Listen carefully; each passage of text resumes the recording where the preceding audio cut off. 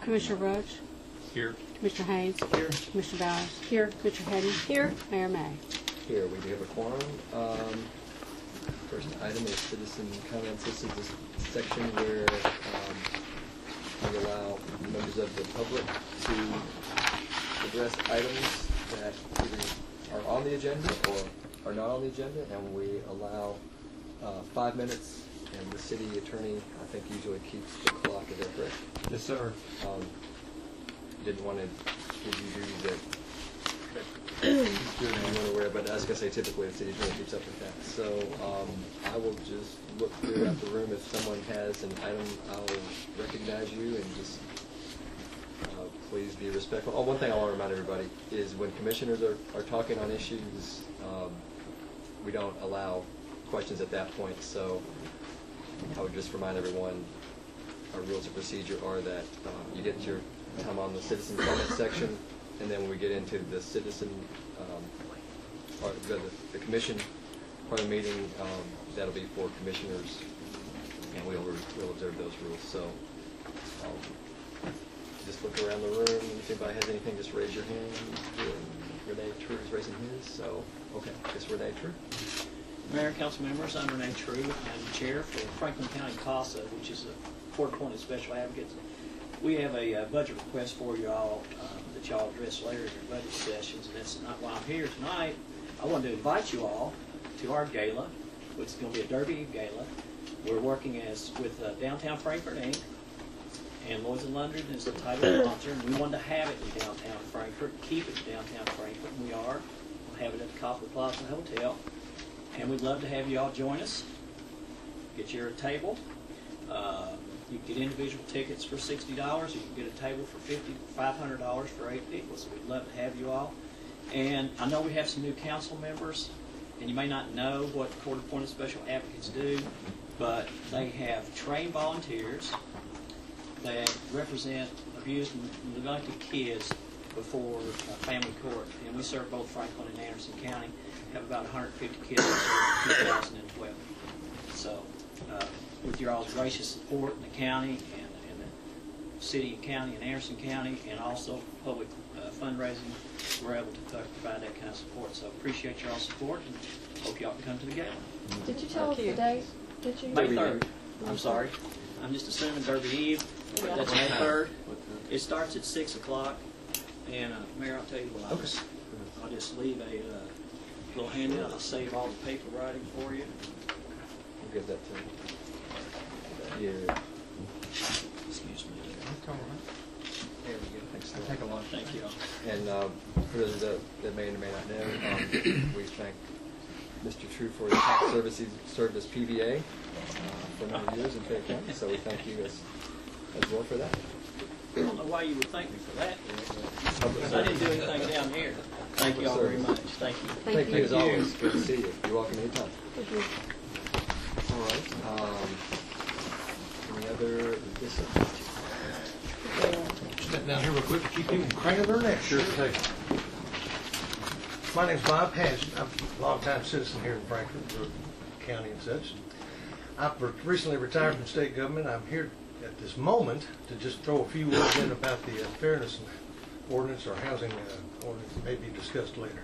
As it have to be discussed before things are brought up in a particular order of things, I wanted to go on and tell you that's why I'm here tonight. But I've been sitting in on some meetings. You may recognize the face with the height.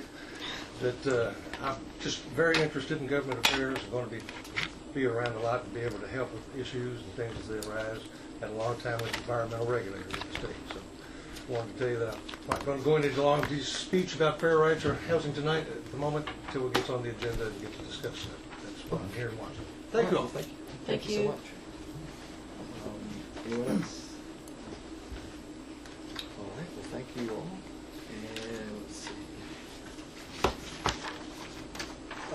Would there go on the next slide? Go ahead, Commissioner Bowers. I just noticed that Chris Hartman came in and he missed the part where you said if guests had something to speak about before. Okay. So I don't know if he knows. Okay. I don't know if he's here to speak or not. Oh, he's actually on the agenda. He's on the agenda. I know that, but what we'll do is just when we get to the part with commissioners and just, and Okay. commission time is not public comment time, although if commissioners want to ask questions, you can certainly ask members of the audience and engage if you'd like. We do it a little bit more relaxed at the work sessions. In the full session, we don't typically do that. But, as always, commissioners, if you want to ask a member of the staff or a member of the public a question, certainly have every right to do so. Next item is discussion of the tentative agenda. Is there any questions about any of the agenda? Okay. Seeing none. I will now ask the city manager to give any reports that he has, and then I'll let the city manager ask staff for their reports. Thank you, Your Honor. I have a very short report, I guess, pun intended. The only thing I wanted to mention is somehow we had skipped over the fact that our Chief Wilhoit served his 32nd year as of March 20th, and we did not publicly recognize him for that. So at this point, Chief, I would just like to say thank you for your service and job well done. Thank you.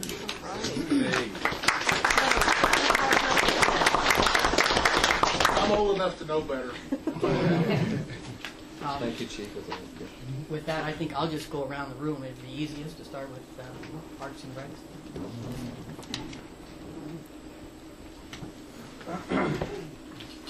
Thank you. I have a couple of things tonight. First of all, I want to thank you all for attending. We had Reforest Frankfort Saturday at Cold Spring and planted over 2,000 trees. It was a great community event and it was hard to tell how many. Somebody said 2,000 people, 1,500, but it was on both sides of the street over at the wetlands, and just a huge turnout. And like I said, a lot of people borrowed. It was a community event where Kentucky State University lent us the tents, the Frankfort Civic Center, the tables and chairs, and all the city department streets and roads and public works. Rebecca, Alex on the committee. It couldn't have gone any better. Of course, the weather cooperated. That never hurts either. But it was a great success, and thank you all for coming out for that. Number 2 on the agenda, the Parks Board. We'll be reporting back to you all during the May meetings about what you all requested about the rec center and different variable things that were requested coming up about the recreation facility. They'll be meeting this month to discuss it, and we'll have a recommendation and be coming back to you in May. Third thing, you had and I don't know if I put a letter in everyone's box Thursday or Friday, and it's kind of a really special thing. The Audio Group out of Washington, Pennsylvania has contacted us over the last 5 or 6 weeks, and we didn't really want to say anything about it until it was totally official that, and some details have been worked out. But if you read your letter, and I'll have some copies if anybody would like one, the Audio Group owns numerous companies globally, and they will be having their corporate meeting the second week of June here in Frankfort because they own Washington Penn Plastics. And they are a very community-minded company, and they have requested to do a recreational project and donate it back to the city at no cost to the city. They flew in, we met with them, we went to a site up on top of Cold Spring where the archery range is. We were getting ready to apply for a grant with the Easton Company to cover the shooting lanes of the archery range. And they fell in love with the facility, and they said, well, why don't we just build it instead of what we had designed? They're building or would ask for your blessing to build a corporate pavilion 30 by 180, which is 5,400 square feet. Put that in perspective, I think you all know the Jack Williams Pavilion at Juniper Hills. So you put 3 of those side by side. That's what it's going to look like. And with concrete floor, and also build 30 picnic tables, and people will be here globally from all their companies, 140 to 150 people. They'll have a work day over there and a photo shoot. They're also going to have a barbecue for the entire community and invite the community and have music and kind of a festival type sitting and donate the pavilion back to the city with your blessing. at no cost to the city. That's great. Super. Where will they put that pavilion? Where will that be? You know situated? where the archery range is? I know. Up top of Cold Thank you, Spring. Joe. I know that in terms of where on the site. Kind of right out about a third from the parking lot. It's where Okay.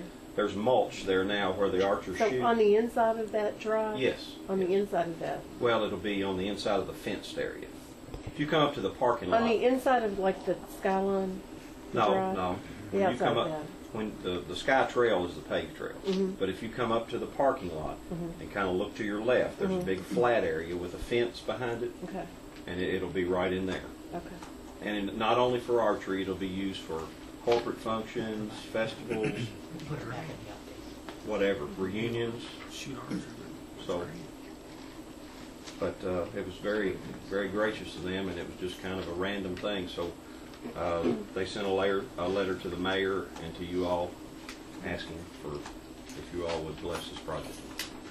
I don't think anybody's going to be opposed to that. Absolutely. Great. Sounds great. Consider it done. Yes. Very All much right. appreciated. Well, thank you all. Thank you. Kilson?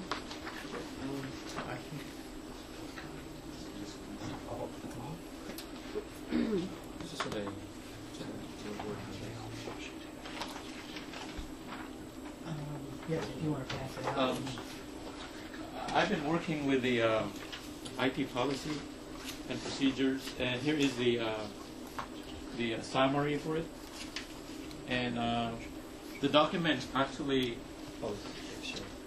this one is for this is the inventory of our IT.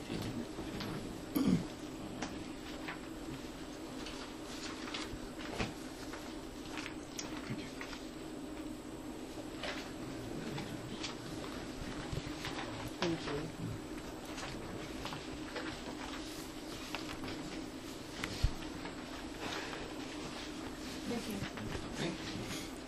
I'm sure if the attorney wants it. I'm This sure is we just- don't need one. We need one.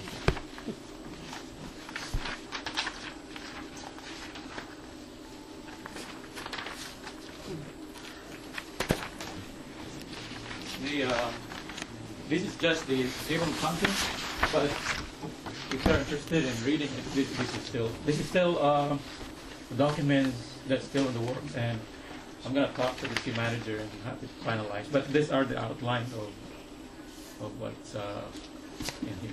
The summary, hardware summary, and the inventory are just to give you some idea of what we have. That's all I have. Thank you. Thank you. Scott? Do you mind now, or? Is it okay, or do you want to do it separate? On the agenda?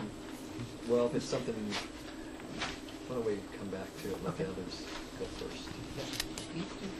Thanks, Tim. Just one thing to add to the agenda. Frankfort Housing Authority is requesting to waive their payment in lieu this year. It's an annual request. It's approximately $12K. I'd like to see if I can add it to the agenda. No objections? No objection. Thank you. The building that Jim just spoke about, is it all right if our office deems that a city project and therefore waives the fees since it will be donated to the city for any building permits, really? Absolutely. Thank you very much. Unless I'm sorry, was there any disagreement with that? Probably Did- smart. I was going to say, I figured you all would care. But I had two quick items. One is in addition to the agenda, we have a change order for our PLG grant, Certified Local Governments. We received the grant last year, and it was for our National Register nomination. The bids came in way under what we expected, so we asked the vendor if they would go and see how much it would cost to add two more large properties. One is Point Breeze in Tanglewood, and the other is Orlando Brown Summer Home over off Home Street. So without objection, I'll put that on the agenda as a change order. is there an objection?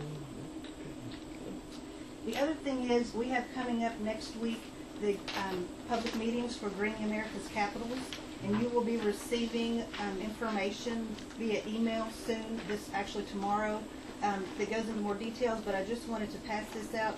We're having public meeting the night of the 16th, Rob.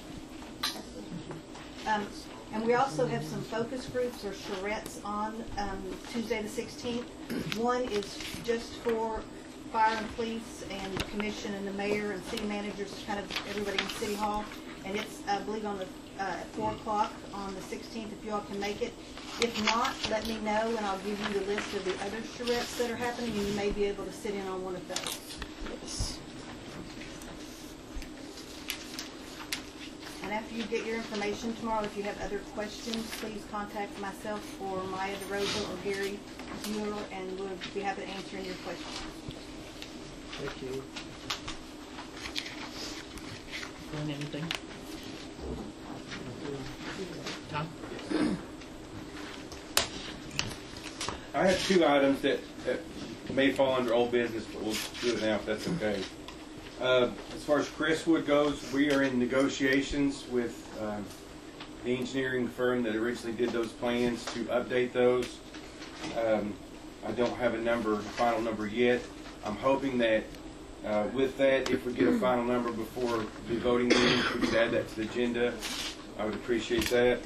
And also with the bus garage, if you'll recall, the transit bus garage, we pulled it from last month's agenda. We are also negotiating on that. If we can quickly come to terms on that one, I would like to add that to the agenda as well. No objections? No objection. Thank you.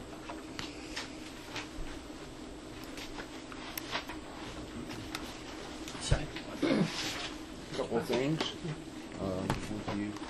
I'm pleased Thank you, to get the annual report for fire and EMS out to you. It takes a little while to get all the statistics together, but they're here now. Please note that on the list of our, well, I think I looked one together, there's folders. On the list of fleet vehicles, that's only list the frontline vehicles. We did not list all the ancillary vehicles like a hazmat truck and the tractors and trailers and reserve fleet. Feel free to ask me any questions once you look at that report. And the second item I have is I bring this to you tonight for permission to add it to the agenda. We are proposing to change our ambulance billing service that we've had in place since 2002. We want to go with a company called Med 3000. There are numerous advantages to switching to that company. We've been working on this for over a year, evaluating several different companies. We narrowed it down to 3 as far as best services, best rates, what they can offer. And Med 3000 by far seems to be the best.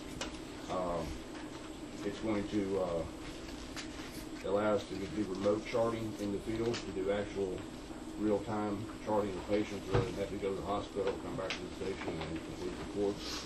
It's going to include our software that we're normally tied to mandatorily now with our current billing service is very user unfriendly. And in our evaluations, the med or the software that this company provides us is second to none. We really like it. Another big advantage to going to this company is that, and I'll kind of put some brief bullet points in the abstract when I have them. They are also going to provide our hardware so that all the frontline units will have the mobile data terminals on them. It's a 3-year contract. The reason I'm bringing it tonight is because we want to put it in place July 1, effective July 1. And their current billing service requires a 60-day cancellation notice. So that's why we need to get it on the April agenda. The other big reason that we want to switch is that our collection rate for EMS billing is not near what we think it should be. We're averaging right now 56 to 60% collection of all our billing. That's not good enough, as Steve Dawson will tell you. He and I have had several discussions on this. We can't guarantee anything, but we're anticipating that this new service will bump that collection rate up to 65 to 70% over the next year. Rob has not yet reviewed the contracts, but I did inform him that I'll get them to you tomorrow, or even tonight if you like, and we've got some time to work out the details. But I think we're pretty satisfied with the way it is, so I'll be discussing that with the city solicitor. And that's kind of the overview. So with your permission, I'll add that to the agenda. No problems. Anybody? Okay. Thank you, Chief. Thank you. Is this fine right here? Just three quick items. First of all, thank you for the support of the city staff on the Tip a Cop event that we had at Buffalo Wild Wings supporting Special Olympics Kentucky on behalf of the Frankfort Police and the Franklin County Sheriff's Office and the Franklin County Jail and some of their partners.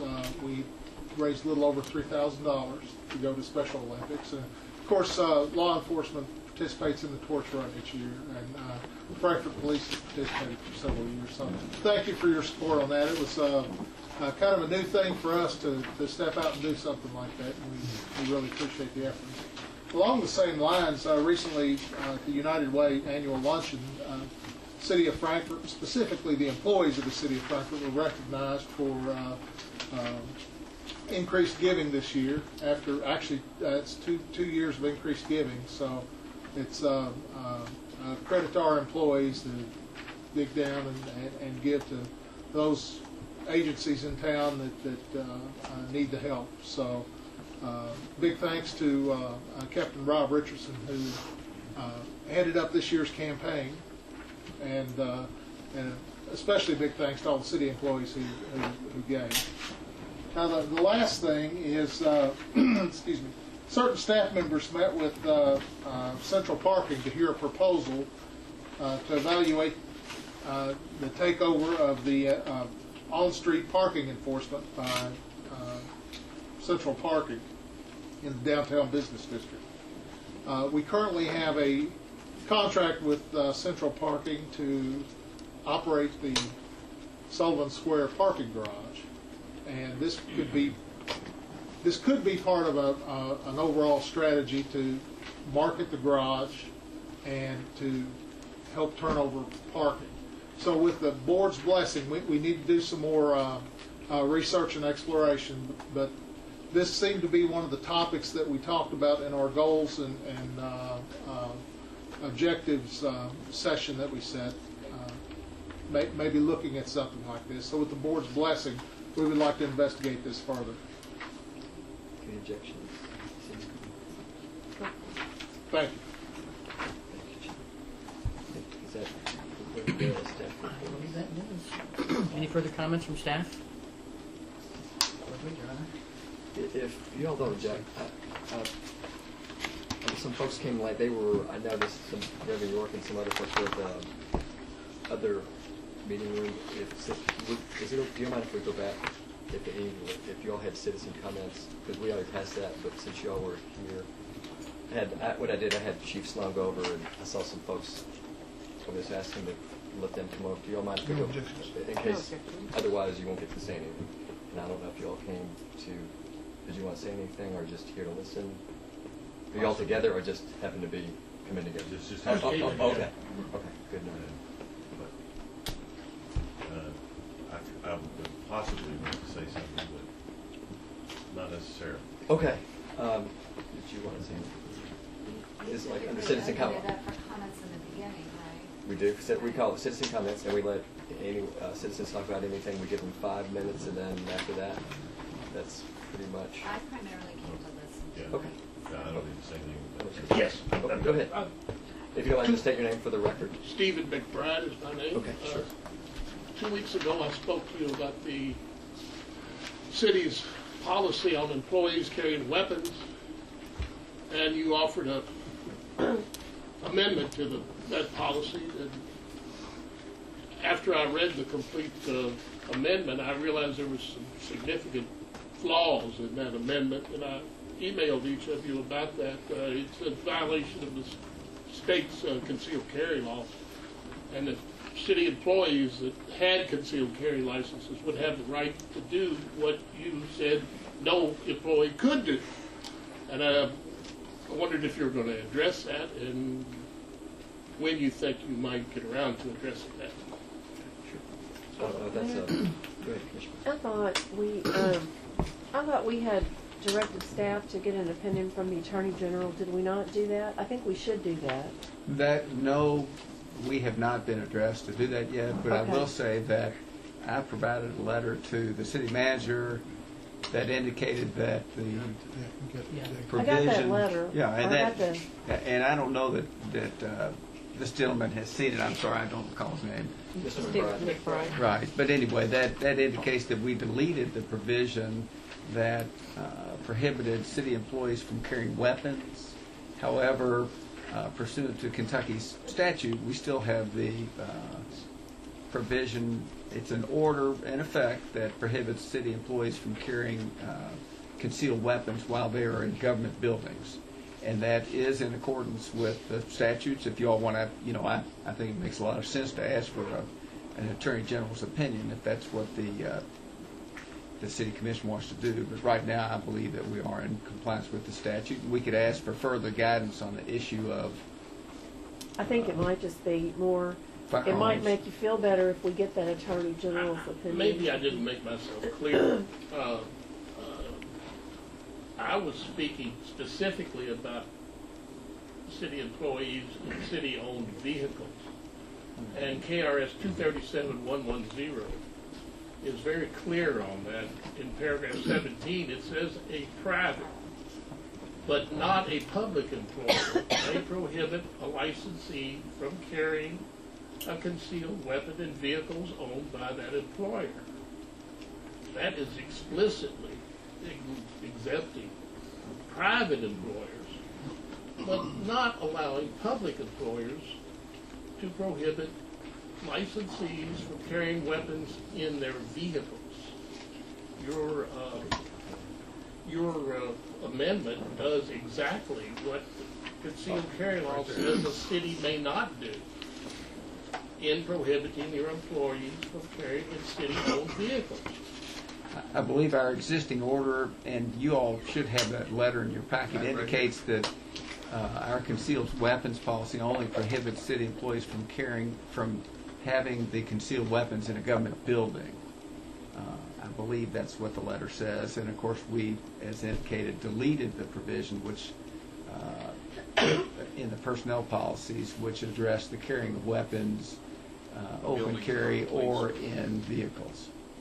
And that provision's been So you just deleted. focused on buildings, correct? That's all our order did when it was implemented back in 1996, I believe. So it just deals with buildings, doesn't deal with vehicles? That's right. So you feel pretty good about it? I think we're in compliance with the statute, that's Yes, sir. correct. You don't need to do that. But we can still, I think it may be helpful, because, there is an issue as to how much authority the city commission has to regulate the carrying of weapons by city employees, and whether a city employee who is careless with his weapon and leaves it out and someone picks it up and it discharges accidentally and someone's injured, whether the city would have the authority to discipline an employee who does not properly carry his or her weapon. That would certainly be an issue that could be addressed to the Why don't Attorney we General. go ahead and get an opinion? I certainly don't think it would hurt anything. Okay. Any objections? No objections. Well, for my part, as long as you're not prohibiting them in vehicles, I don't see anything wrong with it. But of course, if you feel happier with the Attorney General's opinion, I don't care. It's going to come up again. Our employees are going to ask. Well, like I said, as long as you're not prohibiting employees from carrying weapons in the vehicles, you're certainly entitled and authorized by state statutes to prevent people from carrying concealed weapons in your buildings. You certainly have that right, and I never doubted that or questioned it. Okay. Thank you very much for the time. Thank you, Mr. McBride. You got direction? Yes, sir. Hey, you're welcome. If you want a copy, get your copy later. I appreciate it. So we're going to get the AG opinion? All right, let's see. we stop at staff comments? Okay, I guess next thing is, do you have anything else from Mr. City Manager? No, I do not. I guess we'll go to the sewer department updates.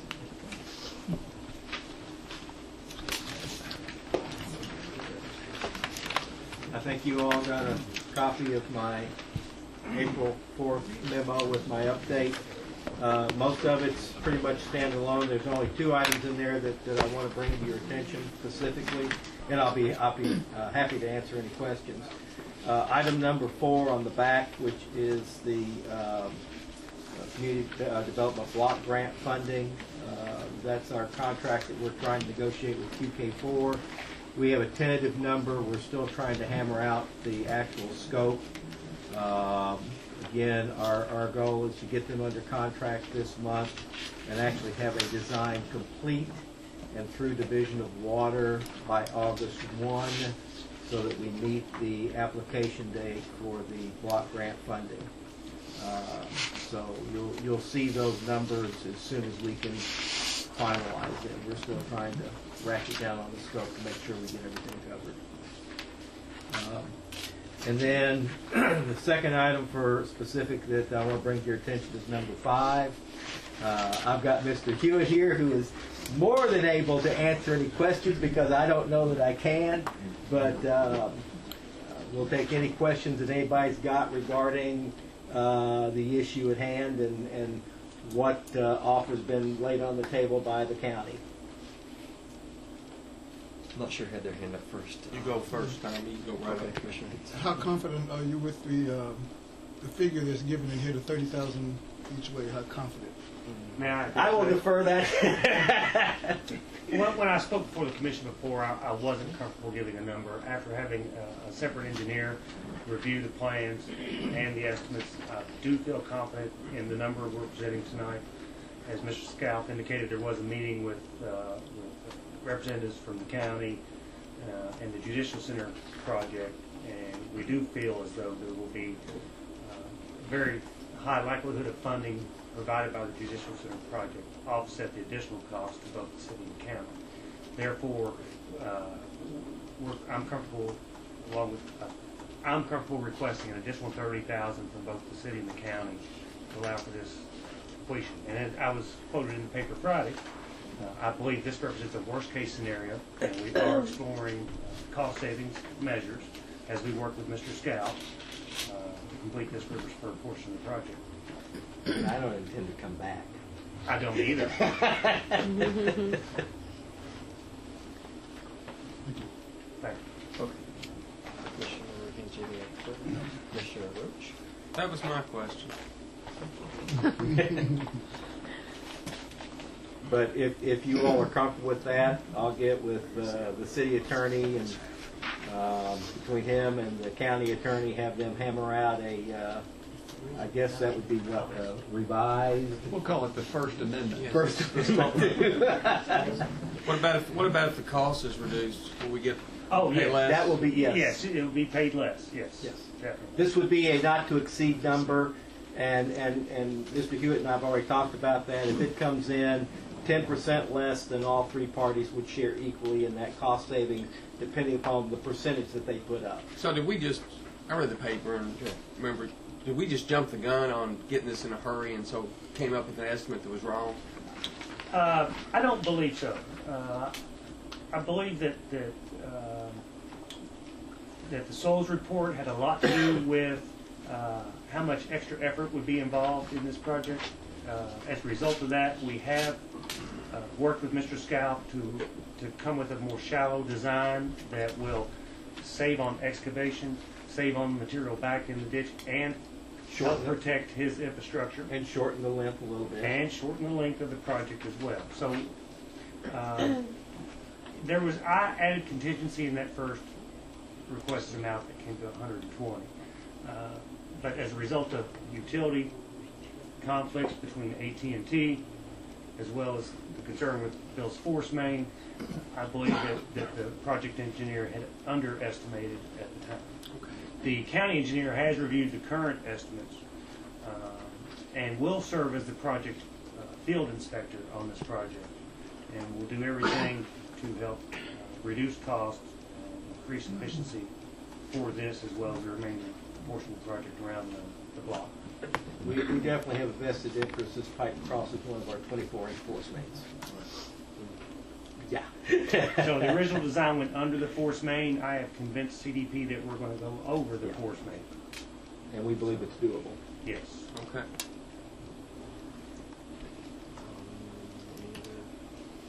Commissioners have questions? Well, thank you all for the report. And you're always welcome. Other to come back, questions about anything else on here? If not, go ahead. Kind of quick one. So we have an ordinance that provides for a CPI increase for the An sewer annual every CP year. Yes, that's correct. When did that pass? Oh, 6-7 years ago. Long time. 05, 06, 07. I think it passed in 06, and I think it became effective with the July 1, 07, I think was the first year of the increase. Okay. And I'm doing that off memory. What's the rationale? Basically, every year our costs continue to go up. Our cost for chemicals goes up. Our cost for fuel goes up. Our cost just and the ideal is to prevent us from waiting 4, 5, or 6 years and doing a significant rate increase. Just doing a gradual increase each year to keep up basically with inflation.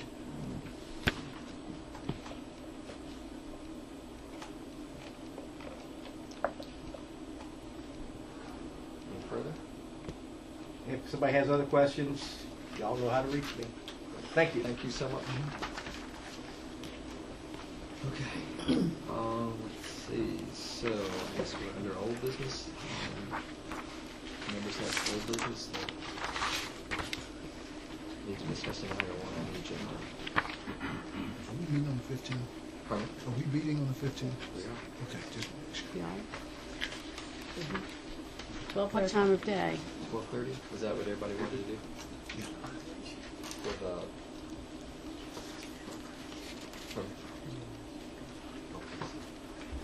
We'll ask him. We can ask him. Did y'all want to start earlier, or was that? That's fine. That's fine. 12:30. Okay. Yeah, I think that's what was put That's out. what I have written down. And this is for goals. Goals, Yes. Sorry, Rowan. I thought I actually sent it to you. I know I had talked to Tim, but I thought Okay. it must not have. Because I did have it on. Oh, you did? Okay. I didn't get it.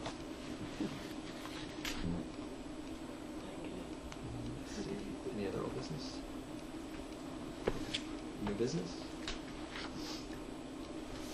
You know, a lot of the stuff we're going to log in away and deal with April 15th meeting.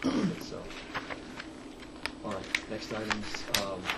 We have discussion items. The first item is... Well, I have a quick new business. I'm sorry, man. That's okay. We'll go back to business. I don't know if this goes where it goes, but I would like if we could come up with I'm not sure quite how to do it, but come up with like a general guideline so that when the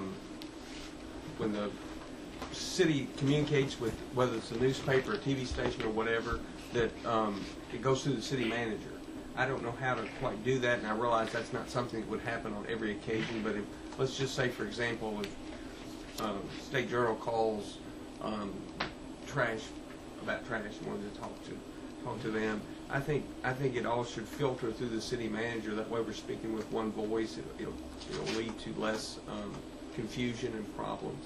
I didn't know if y'all ever talked about that or not, or if that was a bad idea or a good idea, but I think it's something we ought to look at. I think you're right. I think it needs to come straight to Mr. Zissoff. And then if he wants to refer it to a department head, he can. What have y'all done in the past? Well, I think it's fine. I think if you would give us an opportunity to maybe look at some policies from other organizations and see what they use, we can provide them to you. If that's something you want to formally adopt, we can take a look at it, or if it's just informal. We can work If through y'all the could process. put something together. Let us look at some options, if you please. Okay, sure. All right. Anybody else? Any other? And if we do, we'll always jump back. So don't feel like, well, we've already gone past old business, we can't look at it. If y'all want to go back, we'll always return if members want to do it. Next item, discussion items, we have Mr. Chris Hartman here to discuss the fairness campaign. Thanks, Okay, go ahead. Thank you. pass those around. There aren't enough probably to go around the whole table, so maybe a couple of you can share for a moment. But I know some commissioners have received it via email, so they may not need to keep a physical copy. And I'll just scoot up here for a second. And I'll try to be brief. So thanks for having me, Board of Commissioners and Mayor May. I am Chris Hartman. I'm director of the Fairness Campaign, but I'm a representative for the Fairness Coalition, which is a coalition of 5 organizations working across the state that includes the state's civil rights enforcement agency, the Kentucky Commission on Human Rights. And I'm here tonight because we know that the Board of Commissioners has been having discussion in terms of its legislative priorities about a potential human rights commission, a reinstatement of that which has been dormant for many years now in the city, and an anti-discrimination law. So I wanted to go through some of the nuts and bolts of what an anti-discrimination fairness ordinance might look like for Frankfort. Of course, it's completely up to the purview of you all as a legislative body and your city attorney who would be drafting the measure, of course. So if you open that folder, one of the first things I would draw your attention to is the sheet on the left, which is a simple sort of yes and no answer to what a fairness ordinance does and does not do. There's a lot of misconceptions out there that an anti-discrimination fairness ordinance only addresses concerns for the lesbian, gay, bisexual, transgender community. You'll see that the law that I would imagine Frankfort would pass would actually be inclusive of all of the currently protected classes in the Federal Civil Rights Act. So you all would pass an ordinance that would say that you cannot fire someone from their job, you can't deny them a place to live, say in an apartment complex, or you cannot deny them a restaurant visit, a park visit, or any other public accommodation based solely on their actual or perceived race, color, religion, national origin, sex, age, over the age of 40 is what's typically protected, disability, sexual orientation, gender identity, or familial status. So you all would ideally be passing an ordinance that is inclusive of all of these groups that have historically been disproportionately targeted for discrimination by peers. Now the question is, aren't there already federal and state laws that protect these groups of people? And the answer is, sort of. That there are federal and state protections for most of the protected classes that I just listed out. That would be race, color, national origin, age. In Kentucky, you're protected if you're a smoker. Smoking status is a state-protected class of individual, but federal and state laws do not protect folks on the basis of sexual orientation and gender identity. So to be very clear, it is perfectly legal in most of Kentucky to fire someone from their job, deny them a place to live, or kick them out of a restaurant or a park if someone thinks that they are lesbian, gay, bisexual, or transgender. So if you all were to pass an anti-discrimination law inclusive of sexual orientation and gender identity, you would be filling that gap that's currently left by the federal and state civil rights acts, and you would join 4 other cities in Kentucky that currently have those protections, and that would be the tiny Appalachian town of Vico, Covington across from Cincinnati, and then of course Lexington and Louisville, which passed their laws first. There are many misconceptions that get bandied about when talk about an anti-discrimination fairness law comes up. One of them is, would my church have to hire LGBT people? I'll just start saying LGBT, which stands for lesbian, gay, bisexual, or transgender.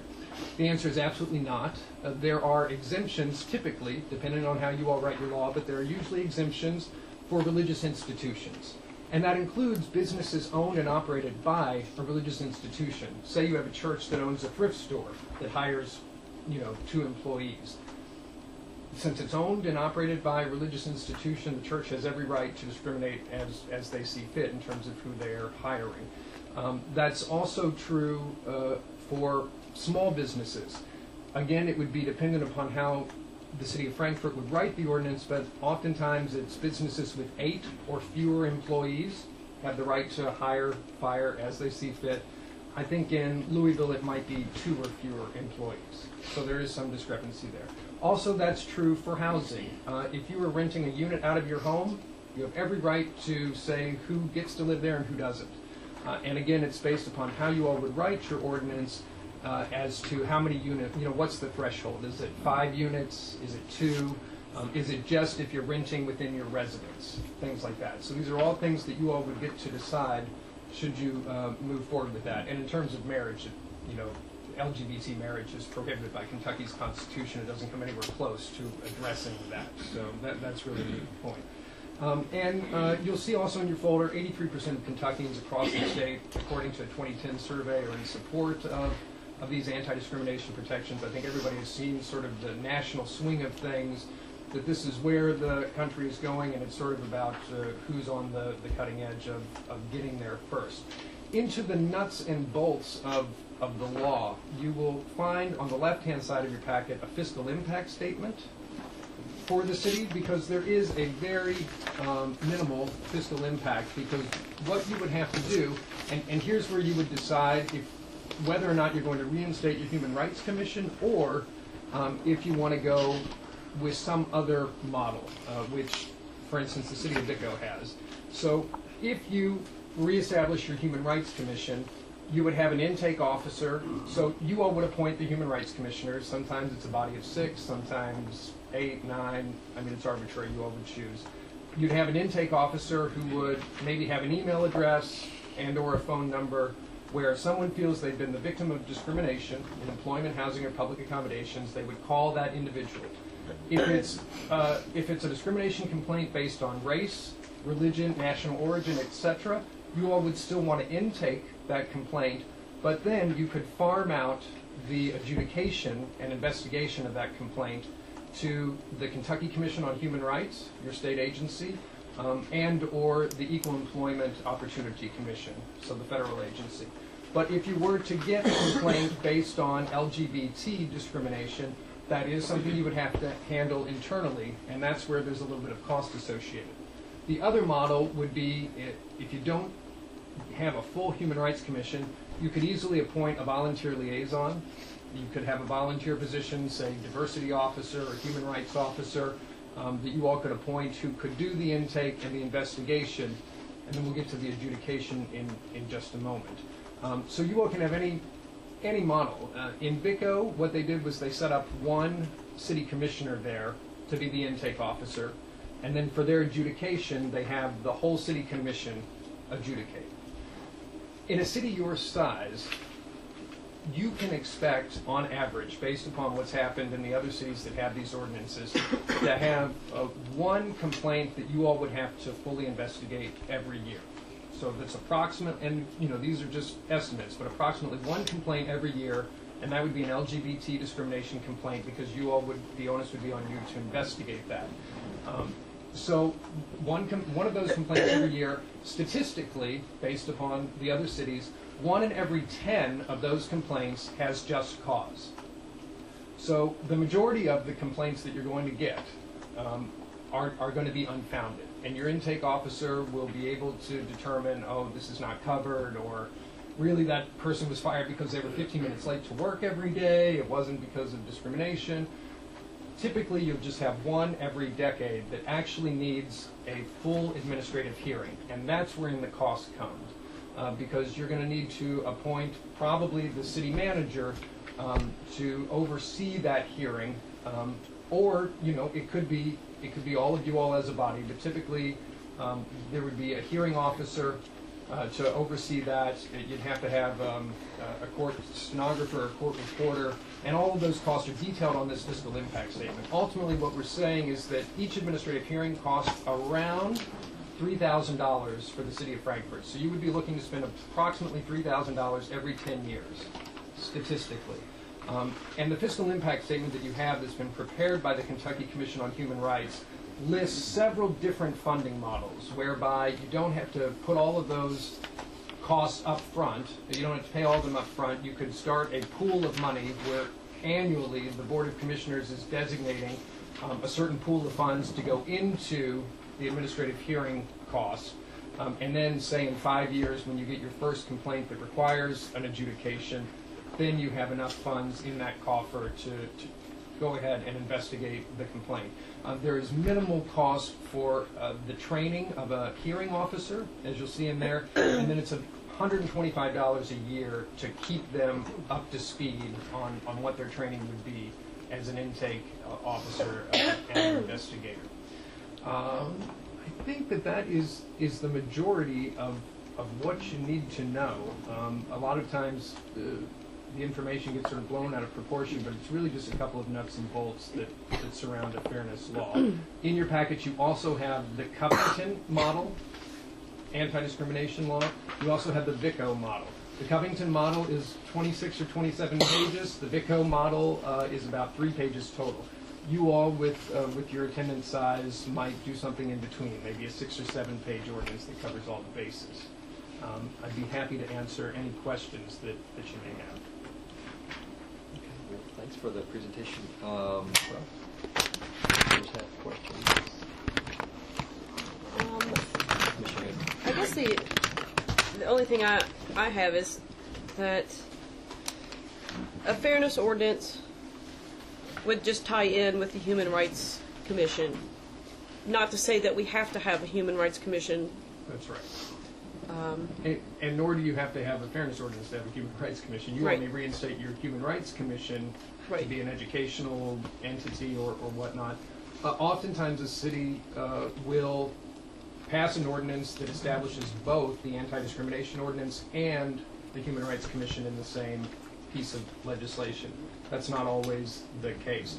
In Berea, for instance, which has been moving slowly towards passage of a similar law, they created their Human Rights Commission first to investigate the issue, and then are looking to pass the anti-discrimination law at a later point in time this year. Yeah, No, I mean, I guess where we need to stand is to see if we got 3 people to support moving this issue on any further, which I support. Trying to figure out the best way for our city to have something to this effect.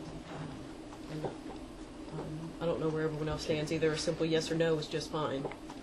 I was really hoping that because this would be something that would get to our goals and objectives by priority, where, at that point I think, it's either going to be a yay or nay, because I think it was something that at this point, I've read the materials. I definitely think fairness is something that everyone should be concerned about, but there's some other stuff that, I just want to make sure where we are. Is this something So you want to discuss it Monday? Right. We're going to move it to the goals and priority discussion. Because I think Monday fairness is on there. It's on that list. I think it's on that list of stuff that we're supposed to look at. It is. It's on. We talked about that very first meeting. I feel like I'll be on the spot if you're asking me now, before we get to that one, so I can see what Well, it just opens the door for more discussion on Monday. That's all. It's just a simple yes or no. We could either mark it off the list for next Monday, or we can keep it on the list. I think it's on the list. I think Monday we need to talk about it. It's on the list. I guess, were you talking about a specific proposal, or just? Yeah, it is on there. More in terms of talking about the issue in terms of what ordinance Frankfort would propose?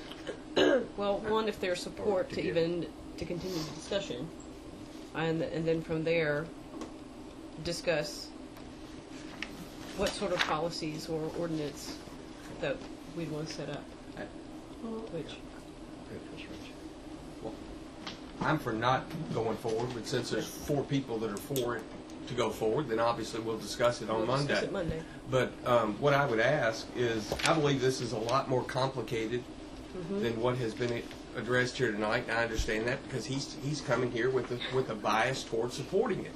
But I think we also should have somebody come with a bias against it, because I believe there are, particularly in light of the recent bill that passed the House over the governor's veto, which in fact this organization said that where it came out against it because they feared that this bill would be in conflict with local ordinances.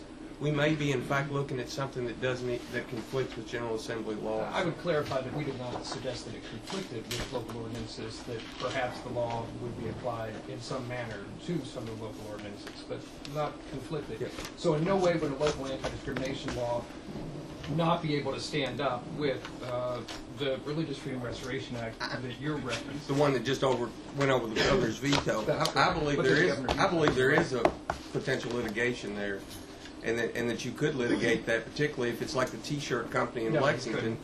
Well, I believe you can always litigate anything that you want to, certainly. and if you have standing. But I don't. I believe we need to look at it a lot further than we have, because this is just one side of the argument. We need to look at the other side as well. It was on, the item was in the public domain, right? I mean, it was, so again, I mean, on Monday, if you want to have someone specific come, I guess you could always invite. Yeah, I would like that. If there's Of course. support for that, I'd be happy to get that done. Well, I mean, I guess it's up to individual commissioners if you want to invite Bring whoever you want. someone to speak for or against. But there's general consensus or agreement to move forward on Monday to talk about what we would like to see drafted, I guess. Or not drafted. Or not drafted. Sure. And of course, there are many shades in there, from having an ordinance that merely provides for fairness, with the enforcement of that to be undertaken by the professionals at the Kentucky Human Rights Commission, or to create a board, all the way to the other end of the spectrum, where the city creates its own board, where hopefully it would be properly funded so that the people that are involved at the city level are also professionals, because obviously when you're adjudicating rights, you want to do things in a proper manner so that we're not subjecting ourselves to liability, and then we end up in court because we didn't hold the right kind of hearing or something. So there are a lot of shades of gray. And what I want to say too, I hope that folks, I know that some folks believe strongly one way or the other on the issue. I hope that we'll just continue to have a civil discussion, and folks can agree on points, and they can disagree on points. Hopefully folks will look at it for what we're trying to do in terms of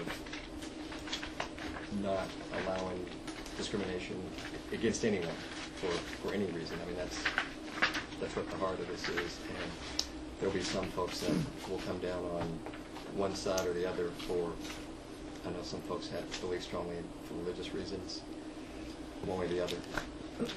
And I know it can get emotional, but hopefully everyone will stay in the civil part of this, and in the end, how it turns out, we all remain as civil as we can be. And We will be so civil. We will be so civil, you'll be so proud. Thank you. All right, so thank you, Mr. Hartman. Thank you all very much. Thank you. Okay, next item is Gary Mueller for Property Maintenance Code, Architectural Review Board, and related topics. Which is better for you to be on this side? I'm going to turn again. Sometimes it's better for a right-hander to be over here, but you got your own. Oh, I don't even have to use it.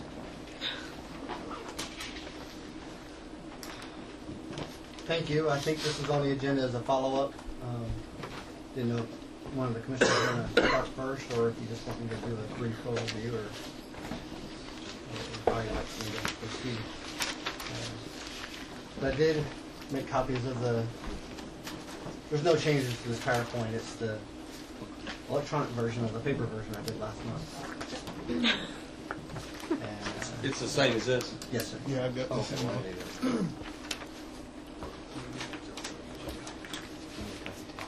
But basically, we're kind of looking a little more as guidance. If you want us to continue working on the suggested changes or suggestions.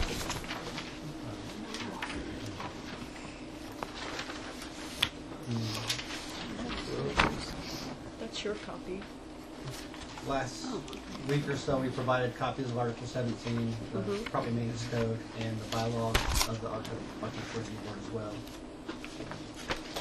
We definitely need to make a change to, I believe we definitely need to make a change to at least the membership of the ARB removing the requirement of the AIA, but to follow what the statute indicates, which allows other professionals in the historic field to qualify as a board member. But there's been discussions increasing that number, so I didn't know where you wanted to start. But we can have that available for next month's meeting in an ordinance form, that particular section. I think we ought to drop the AIA, just as you said, and I think we ought to increase the number to 7. Keep the minimum of 2 historic, whatever that language is about historic professional, and then the other 5, maybe you come up with something that would both safeguard people that would live in those areas so that they would have a voice, but also allow other people in Frankfort to have a voice as well.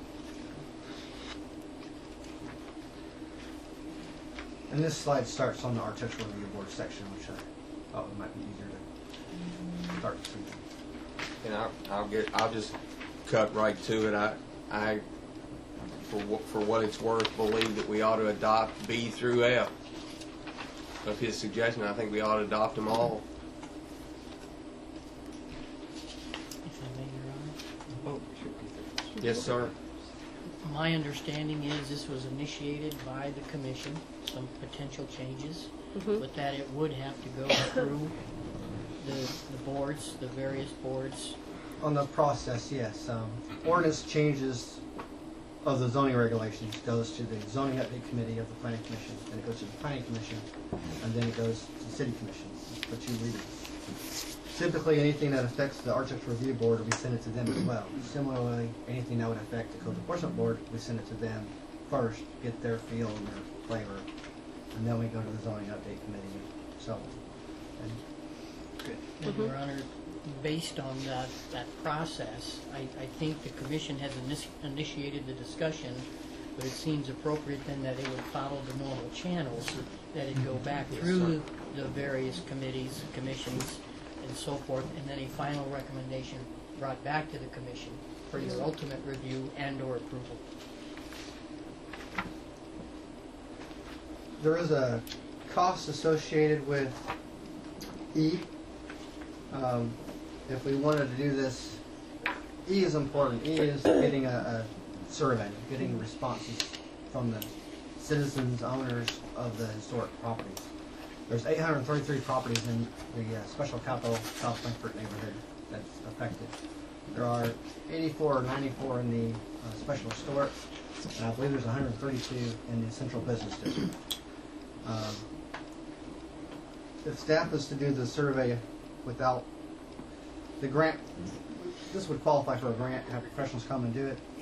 It would take, we've already missed the cycle, so it would be next year, this time next year, we'd be applying, seeking funding. If staff is to do it, we can do that. It'd be we have I believe I also provided this to you all, it's the self-assessment guide. Yeah. Basically, we'll use a version of this, do it in-house, do a mailing, and then also put it on the website and ask the newspaper to participate in public awareness of it and get that feedback. That feedback's going to be very important to make a lot of our changes. There's some that I believe that are appropriate and important based on prior Architectural Review Board actions, both denials and approvals, and the ramifications of a denial and what has happened, and same with approvals. But there's a lot that I think the citizens would have a great deal of input on. So if I did not, so that's just consideration. The South Frankfort Neighborhood Association's meeting's coming up, isn't it, on the 16th? I believe so. Are you guys going to be there and try to get some input from citizens then? I was not yet. Yes. Okay. I know they already have an agenda of the items, and if we move forward with this, we would be meeting with them, either having a special meeting or at the next quarter meeting. Okay. It's going to take a couple of months to get the survey done, ready to go, mailing out, and then interpreting it all. But I plan on sticking just to the owners of the property in the historic districts, not opening up to those outside the area. What I wouldn't want to have a board member or a general citizen comment from someone that would apply a rule that they're not themselves subjected to. I think that's important.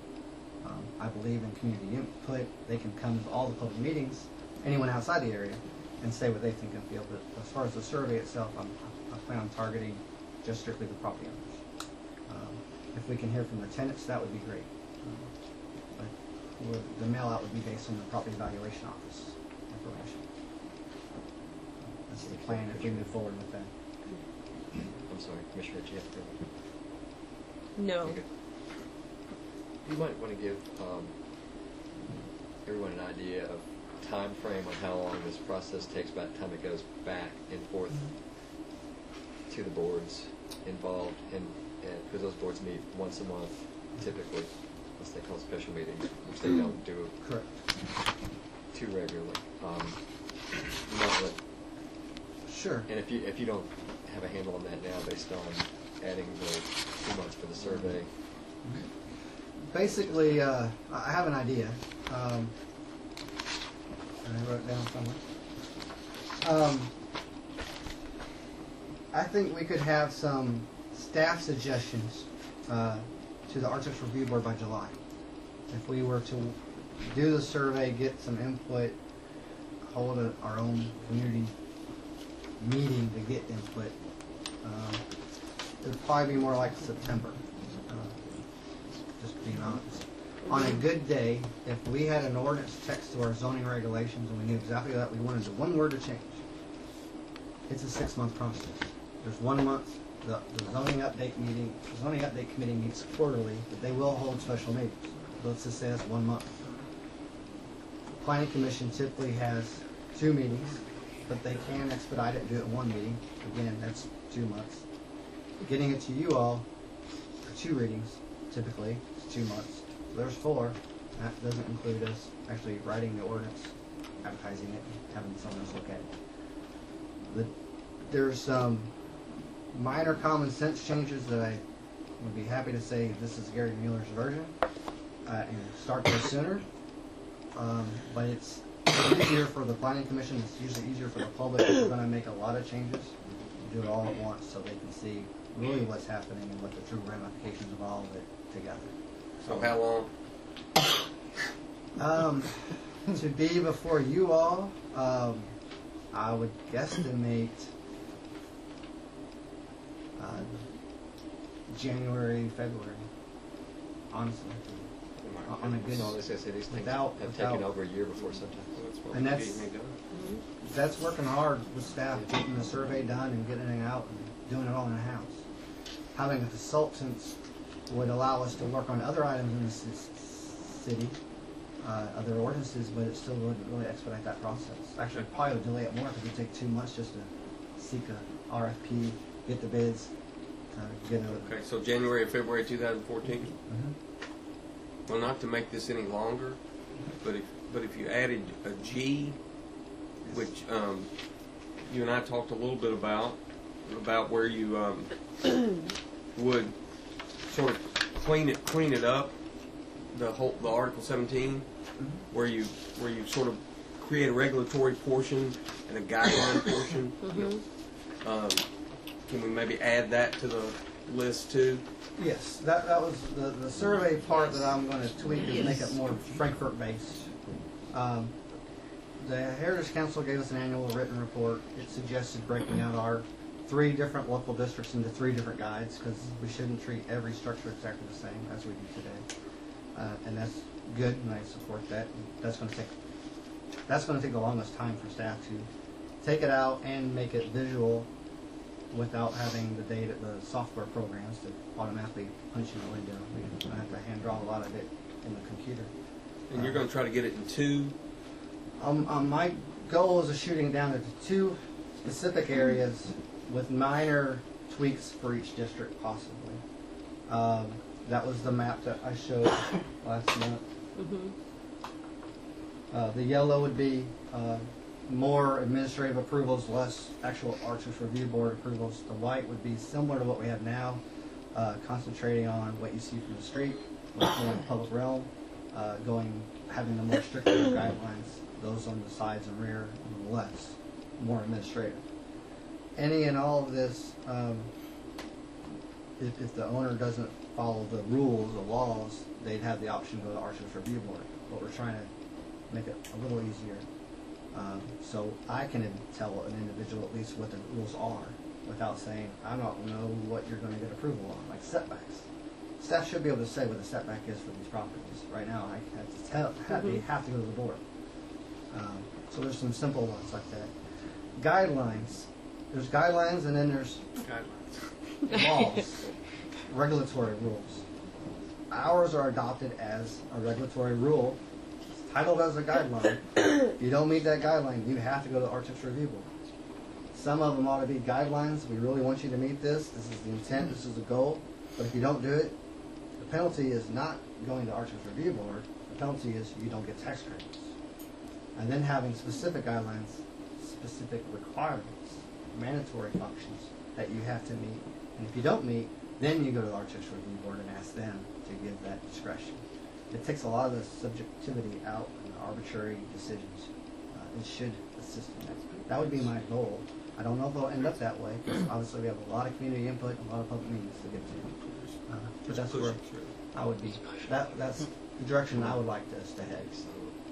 Thank you.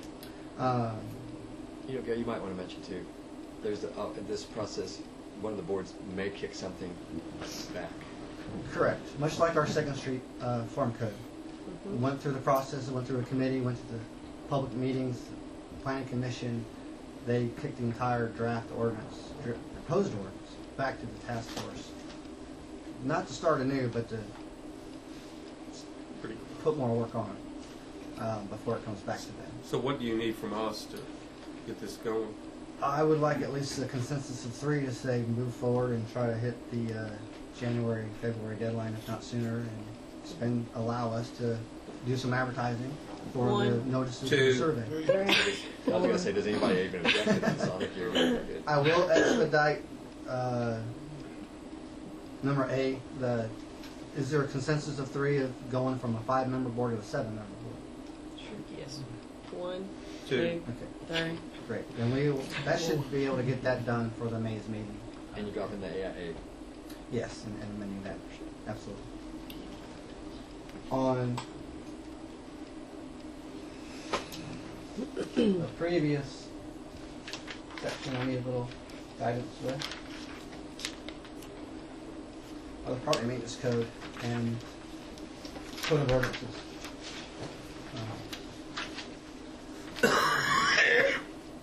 One of the items that's not written up here, well, I guess we'll start with property maintenance code. I only had really one change suggestion, and that deals with trailers, boats. The paper did have a misquote.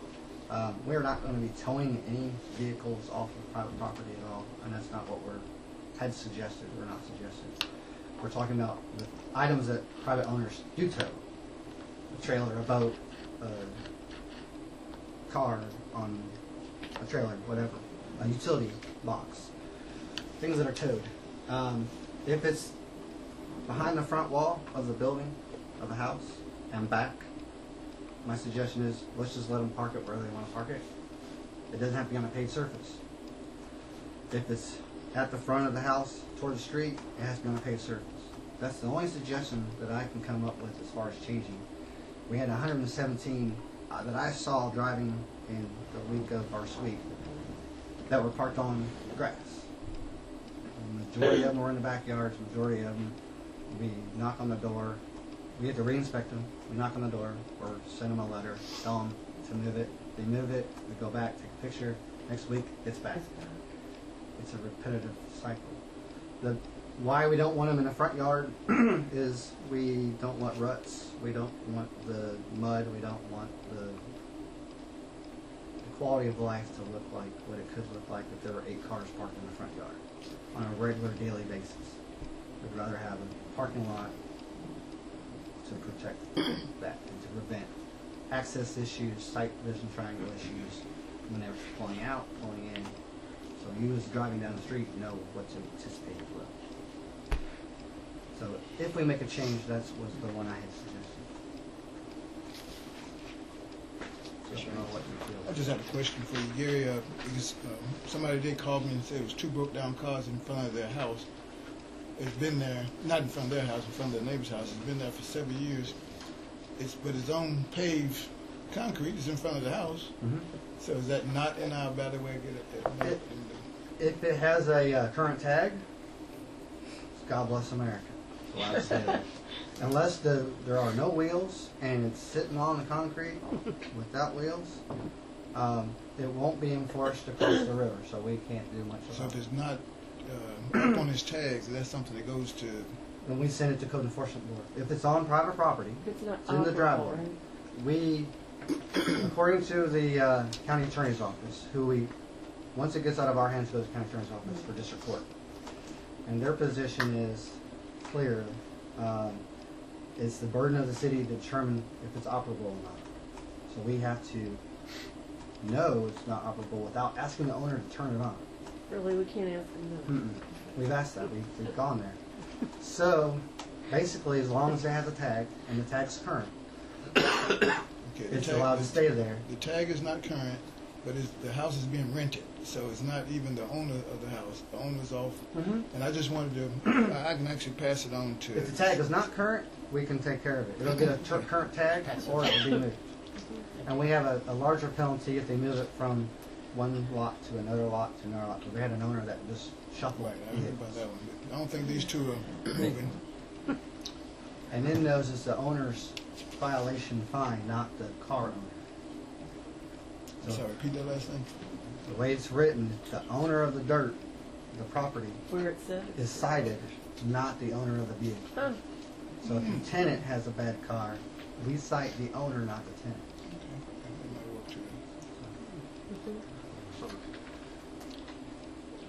One of the things that has come up to me over past couple years being here is, I guess, how your department actually tracks everything that they do, everything that's cited. It's all written down, Yes. and then where does it go once it's written down? Does each staff just keep a notebook, or No, we have a database system. Uh-huh. It is 98%. We have a new software system that's replacing. Mhm. We're still getting the kinks out. I'm using it actually. Uh-huh. And I did a lot of reports on using the new software program, but it's not 100% yet. Okay. We haven't paid him a penny either. That's good. So the new software allow us to do a lot more tracking. But right now we have a database software system that I can go in and go to an address. It takes us a while, but I can do it. Mhm. And it will tell us how many times they've been cited for whatever issue. One of the things we worked on, the city manager asked for how many weeds complaints did we get last year. Mhm. So we did a breakdown of that. I haven't emailed it to him yet, but I have that now. It was 256, I believe. Weed violations. We have 3 properties that we have mowed 4 times last year. They're repeat. We go out, we mow it, we've mowed it 4 times. There are 4 properties we've mowed 3 times. And there's another handful that are two or more that are 2. So I broke that down. And I have the addresses. Most of them are ones we've demolished, but we don't take over the property. But the owner didn't take care of the house. We tore down the house, and now we're cutting their grass. And we sent them a bill. But the neighbors are. How much do we charge for that these days? It is $60 or $65 an hour. How they doing on paint? Per man. It's about $120, $150 per lot. So do we get paid? Not very often. That's what I figured. be a lawn person for $65 an hour? That's good. Well, we put our lien on their property. But For what that's worth. we get a lot of weed complaints. I did a 5-year annual average for all of our main ones, and you'll get that tomorrow morning. I didn't email it. So yes, we track it. There's a paper copy. It goes in the street file. Every property in the city limits has its own street file. If you ever got a building permit, there's a copy of it in there. If you got a code violation, it goes in there. I believe we even have a duplicate copy in code enforcement on the more active ones on the current year cycle, and then it's duplicated. So we have multiple copies. The new system, I'll be able to do a map. I'll tell you every one where they're all at. If you give me a street and want to know how many times we visited that street and what was it for, I'll be able to do that in about 2 minutes, whereas today it would take me a couple hours to research that. The new software is also allowing us to be able to do things immediately in the field. I'll know when the inspector's there, the owner can get a printout right there in the field. Okay. It's much more efficient Okay. in that aspect. That's good to We're know. moving definitely in the right areas. It's good to know. Yes. Well, thanks for the great report. So, Yes, sir. well, I guess the question I have is, do we want to have him, how do we go about if we think some of your suggestions here are things we would want to do, what's the step toward getting that accomplished? For the A and B are the same thing, just explained. Right. If there's 3 of you want us to move forward, that is one I can write and it just comes straight to you. I can send it to the Code Enforcement Board, but that one's so minor that I would just advise them of what we're doing versus asking them. Is how I usually handle that type of situation. I'm a 1. 2. 3. Okay. 4. We'll Godspeed Okay. and move forward on that one. I'm not interested in C, but I don't know what the rest of the people think. If you want to move the priority of the city's liens that they get from demolishing property, cutting the grass on properties, anything like that, you need the nuisance board because their liens are secondary only to a tax lien. So we need it. It would be helpful in dealing with the people that get the city to cut their grass. A couple of years ago, we mostly, and I did a little spiel to the city commission back then about that and some of the pros and cons and some of the issues. It might be at least worth looking into in a future meeting with the city commission on those pros and cons and what it would take to know that. So if there's a directive of that, Any objection? Rob Get don't mind together. starting that. Trying to lobby a little bit. That's good. My royal we had said yes, we will do it. All right. I strongly recommend D. But that will at your leisure and at your, that's not. I'm not really involved, but I highly recommend it. What do we need to do? Neat. D. Pick a time, pick a meeting, and I'll tell or have a special meeting. Let me know, and I'll tell the board. However you want to handle it. Regular work session before. What we do that? We can invite all of them to one of yours. There. However you want to handle it. Let's put them on the next work session. If they can come to that one. It would be Or it's time to start dealing with the budget. Start in August. May the 13th. August. Yeah. How about August? Okay. It gives them everything to Get plan. into budget and stuff. Did you say? One question is, city manager's asking, can we combine legally, can we combine nuisance board and another board? And I'm not That may be a possibility. sure. Mayor, and The one I was thinking was code enforcement board maybe, or That would be ideal. because The statutory on a nuisance board, what they look at is a little different than our property maintenance code. And I wouldn't want to lose out on some of the really important parts of our property maintenance code. Right. So we may have to have 2 boards. They may wear the same hat, or there may be a couple of different folks. But we can bring that to you all in the future. On A, B, and C down there on Code of Ordinances? Yes. Can you kind of explain those to us to see if there are things we want to do? Yes. I know you've done it once, but I... Briefly on the cafe permits. First of all, it starts April 1st and ends, or May 1st and ends April 30th. It doesn't follow a fiscal year, it doesn't follow a calendar year. Every year they got to get a renewal. And it's an odd time of when it's done. Mm-hmm. Really would like to change that, just for us to administer. Secondly, I think I brought it up several years ago. If you own an office down on St. Clair Mall, you have a large sidewalk, just like the restaurant next door. Only the restaurant's allowed to have the grill outside on the sidewalk after they get a permit from us.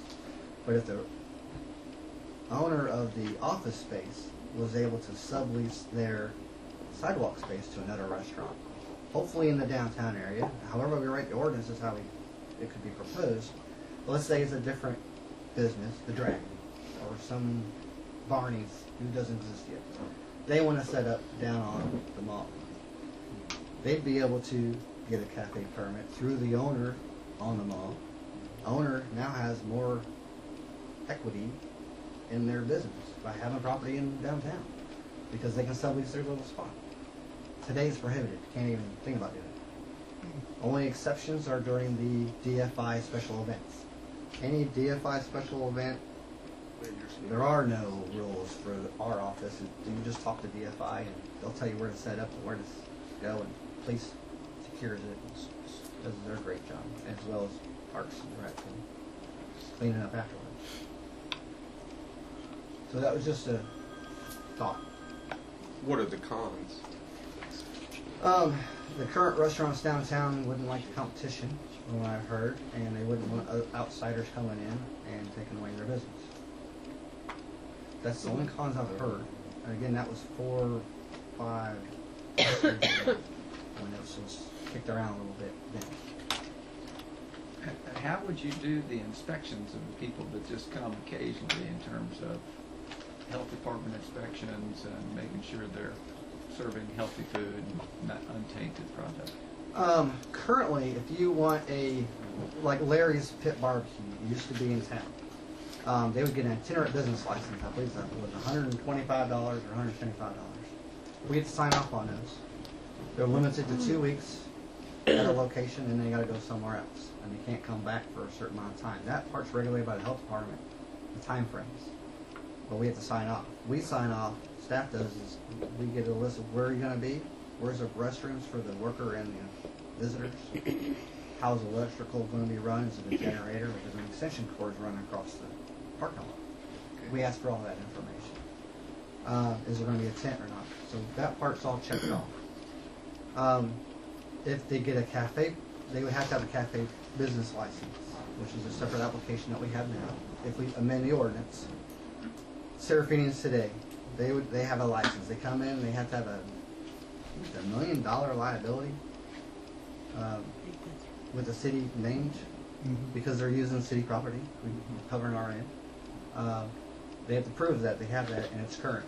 And that's one of the, I think the primary reasons we have the ordinance is to make sure we're covered. If there's a fee, it's very, very small, insignificant. I can't remember what the fee is, so I don't know if we're going to have a fee. And that's it. They have to have a cover under the grill. If it's there permanently, they can't move the tables that are out there unless they get city commission, city manager, park approval, and they never have done that. I think one has tried, but was unsuccessful, moving the furniture on the sidewalk. But this has been a picture or drawing. You have to have a drawing showing where the tables are, where the chairs are, and make sure that there's a minimum 4-foot clearance for the pedestrians to still get by. Of which the only thing I've heard with that is, why do I need to resubmit my drawing every year when I haven't changed where if I want to change where my tables are going to be, could I resubmit a drawing and just keep the same drawing? We just like to have the drawing. Know that it's the same person, same thing. If we can pull it out of the file and make a copy. They don't have to physically redraw it. We do keep them on file. But a drawing is it's good for me if I get hit by a bus tomorrow and the next person comes in, they know where the table and chair is supposed to be. And it's not 3 years old, dated. That's really why. But we can change that. I mean, it's in the books today. It's all potentially up for discussion and up for change. Again, this is a code of ordinance law, not a zoning rule, so it's strictly you guys. There's no other board, there's no other process. It's your discretion, 2 readings, it's changed or not changed. I would like to get DFI's comments and suggestions on any changes that I would come up with. And what about B? B is not my bag, but it's an issue. It's Public Works. Today, if you were to build a house or wanted to add a driveway, you want to do a rounded driveway, not just pull in every time you want to do a pull out. You have culverts required. Public Works is going to tell you need a culvert. Anything you do in the right of way needs a permit from Public Works. If you want to close the sidewalk, if you want to change the sidewalk. there's a permit, there's a process. I have no idea if there's a fee, and I have no idea about the inspections. I just brought it up because we work with Public Works. They sign off on all of our permits. They indicate if the permit's required or not. But my guys aren't doing the inspections, and I don't know if that is being done. And I don't believe there's a fee. If it is being done and all the inspections are great and we're following everything we're supposed to do, there ought to be a fee because that's a work of Public Works that they're doing. So I would encourage a fee. We do $10 zoning permits. It doesn't cost a cost, but it brings in something. And it's only applicable to those that ask. It's not citywide, basically. And that's just that's why I threw it out there. I guess we have a contractor supposed to get street cut, permits to clean the street, but what about someone adding a curb cut into a driveway? Anything in the right of way is supposed to have a permit. The same. We don't charge a fee today. Okay.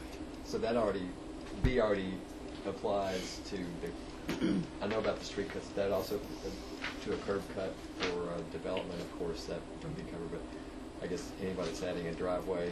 If it gets widened, they sign off on it. And that's got to go to planning anyway, if someone's adding a driveway, if it's not it ends up pre-existing, with us, yes. so. But it's just follow up the inspections and there's no fee, so I thought we were choosing the fee. I'm evil, I know, I'm sorry. No, that's okay. The last one, there was a lot of concern on Rob Moore's. There was a lot of concern with Fire City Commission. I just brought it up because this is the one complaint I hear. The other issue on this that's not written down that I verbalized back on the 11th, if you're delinquent property tax, you have 3 years, 1 year, you're delinquent in your property tax. It's real easy for me to see on a map where you are. But that person, there's no penalty other than you're delinquent, to my knowledge. Meaning, if they rent it or the owner wants to come in and add on to their deck, they want to add on to their driveway, they want to get a home business license, whatever they want to do, it requires a permit, we just issue a permit. There's no, wait, you should pay your property tax first. Well, we need to do that. There's no law on that, so it's a suggestion that Rob or someone, I don't know where that would fit in the book of ordinances. We need to do that though because that's the only leverage That should we be a would real have. rule. Well, it could be a leverage. It would be additional leverage. What do you think, Rob? I can look at it to make sure it's legal. That's what I was wondering. With respect to C up here, if the reason why the abandoned property ordinance was drafted the way that it is so that what happens is the person's taxes, they get a triple tax rate if they have abandoned property. And that has been very effective in getting people's attention and getting them to pay their tax bills. If you're going to amend the abandoned property ordinance to fine the owner at the time of the determination, you may as well do away with it. Because what you're doing is you're fining an owner that doesn't care and is many times one of the people that lets the city cut his or her grass. So my recommendation would be to leave the ordinance as is so that the triple tax rate does go into effect, and then what the person does is he or she goes ahead and pays the tax that's due to avoid the triple tax rate. But if they don't, then what happens is we're able to make the decision whether or not to take action to enforce the delinquent tax. And what happens is, of course, you'd have to file a foreclosure action and with the circuit court clerk's office and have the property sold at the courthouse steps. And, of course, your tax lien comes before all other liens. And possibly have you don't get a business license, you don't get a building permit, you don't get a pass to go until you in the interim. Yeah, for the fish orders. We have that sense. No, I'm done. Okay, fish orders. So, Rob, you're going to look into whether the legality, and the recommendation would be not to do C. Correct. And it looks, I just kind of wanted to sum up where we were. Maybe y'all can correct me if I'm wrong. Gary's going to check with DFI to see what they have to say about letter A, and none of us have said really yay or nay whether that's a good idea or not. We're just going to get more information. Is that right? And then B, it didn't sound like anybody was jumping up and down about, so that's, I assume nobody's really into that one. Well, if the staff, I would support the staff. I would support Staff recommendation, also for me. staff recommendation. For B, If you think it's a good thing. but I would volley that to Public Works if they believe they need a fee for it. Because really, that's what I'm shooting for. And Played volleyball inspections. tonight? If you don't mind. I've been trying to delegate more. It's gonna spike it for you. Well, we'll let you use that But one. we can. We'll be happy to bring it back. Okay. Maybe it's a June work session as well as the DFI, the FA permit. Shooting for June. I'm for strictly enforcing the street cuts, especially with utilities. Mm-hmm. And as a reminder, I take this opportunity to remind everyone, we start doing our street paving program. If people, utilities don't use the step-up rings for the asphalt, pave over. I mean, it's just a problem. I know, Gary, the staff will tell you, that's one of my biggest concerns of not allowing utilities to get away with that. And we used to fight with, I shouldn't say fight. But pave over it, and then they get a letter, right? They get a letter, notification, we're gonna pave a street. And if they ignore it, they're gonna get asphalt put over their manhole cover, and they'll have to come figure it out. They can find all this stuff anyway. Just unless people like going up Louisville Road and hitting the manhole. If you like that, they may pick on them. That's still not done with me yet. But not to pick on you. This is just it's your project. It's your department. Any other Mayor, commissioners? I'm sorry to keep talking. Before Gary goes, also at the last work session, you all talked about the delinquent property and code violations, and you had some data that he gave on numbers, you know, what we've collected and what we haven't collected. Since this is sort of related, I wanted to kind of see where we needed to go as far as when people don't pay their taxes for 1, 2, or 3 years. We've got a number of people that haven't paid their taxes for 3 years, and I know we have the ability to foreclose, and I know we also can do a cost-benefit analysis ahead of time to see whether or not that foreclosure is warranted. But I believe that on payment for taxes and payment for code violations, that if you notice on this sheet here, we have $284,412 outstanding on code enforcement fines, and I realize some of that it's really worse than it sounds. But we only collected $1,948 in 2012. Well, you know, really that's kind of a joke. And we have a number of people that continue to not pay their taxes, and then we end up cutting their grass.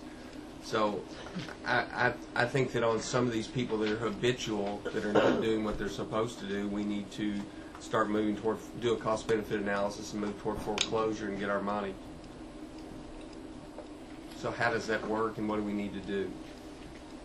I would defer to Rob. Well, if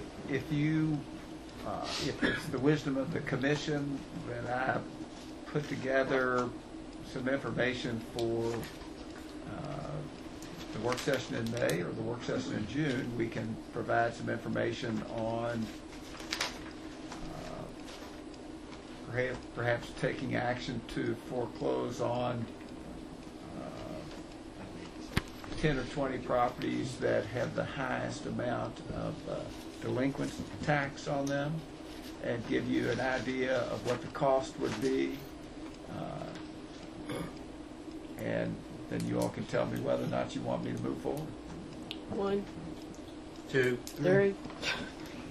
I'm for moving forward. I just don't know that with the budget coming up in May, I mean, we probably almost, things that don't have to be done at that point are going to, those of you who have not gone through the budget process before, you'll either sail through it or you'll want to ask a bunch of questions, and it just depends on how many questions you want to ask.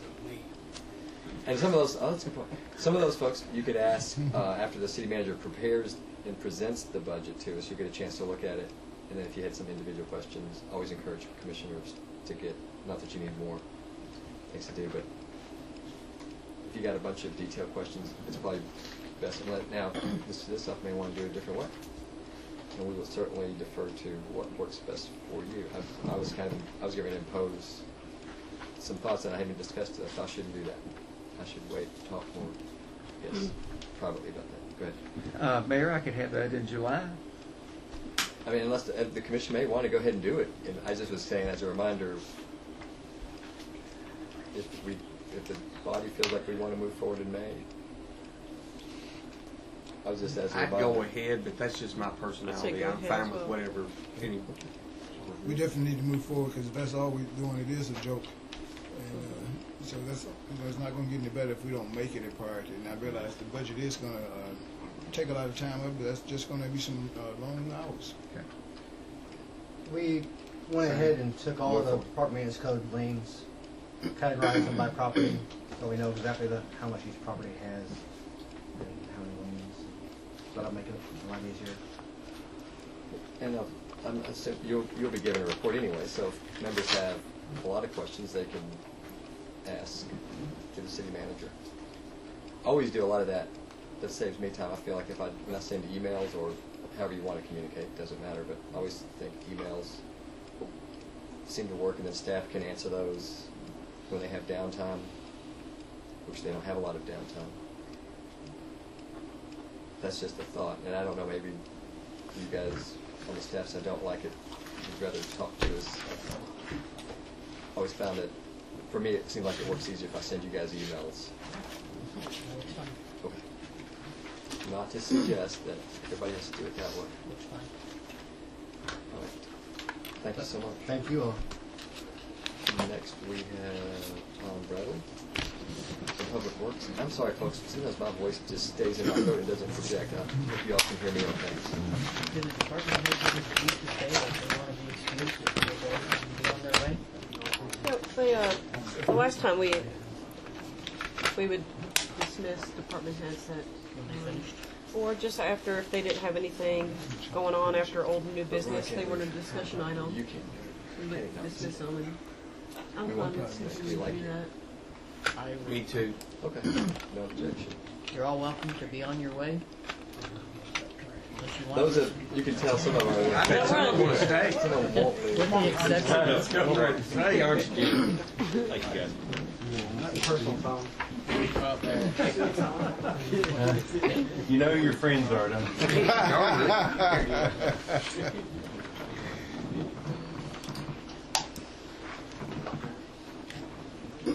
Actually, I'm optimistic this is going to go fairly quickly. I hope so too. Yeah, I got the red one. Thank you, Chris. Thank you. Go ahead. Okay. What's your weapon? Thank you. Fancy.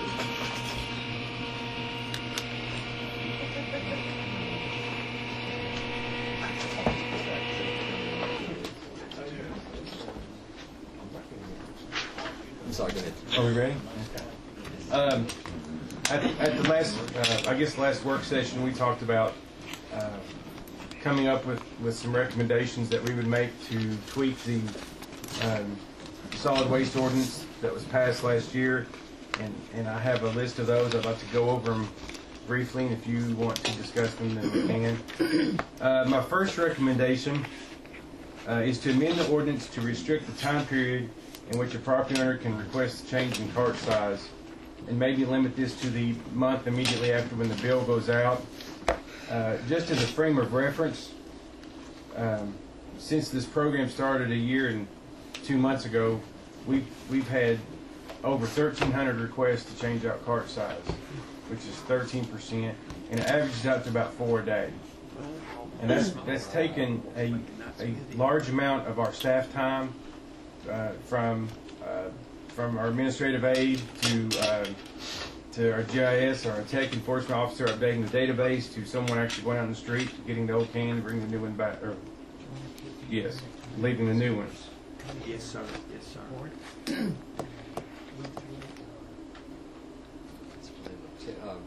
We're just asking if you want to do them one at a time and then, Get or vote them on one separately, or Support, move on. What? wanted to know if you wanted to do them separately and get the commission a feel if the commission supports one of the items and move through. I wrote some notes down, like So comments far. on different sections, so are we gonna wait till we get all the way through, or? Well, my suggestion would be each one you deal with, Tom can address the questions that you may have, and then we can go get some consensus, and then move on. Well, I was going to just suggest, and maybe there's a reason why we don't want to do it this way, but I had talked with some citizens after our last meeting. And would it be a problem to just have once a year as the change out? One time a year? I mean, would that be a problem? I mean, you know, just one time a year, and then As everybody. opposed to 2 times a year? I'm just thinking, you know, we want it to be, yeah, that's what I'm asking. Would that be doable, or would that create more problems? I'm just thinking responsible people should be able to make a commitment for a year, Mm-hmm. I would think. Well, here's, may I, are you, I'm sorry, Tom, we kind of got to go ahead, Commissioner. I was kind of thinking the same thing, Commissioner Bowers, just thinking that if you just had like a time frame, maybe of May or June, which May or June is also when college kids are leaving, so households may be getting less trash in their house if their kids are moving out, or maybe other people are moving in, but just have like a 2-month area, maybe middle of the year, right before the budget starts in July. And then it was just a thought. I mean, I don't know how. How large is the window on these 2 times per year? Well, I suggested maybe the month immediately following that they could order during It'll be that a month before each. A month after each bill Right. goes out. That seems to be. So what would be those 2 months? Well, that would be the month the bill goes out the 1st of January, so say January and July. Yeah, I'm fine with what you proposed. I don't have a very strong leaning one way or the other. I tend to think that people may not be able to plan for a whole year because they don't know their family composition. You know, that things may change, and so that by having it 2 times, they may have a little more flexibility. I have a strong opinion.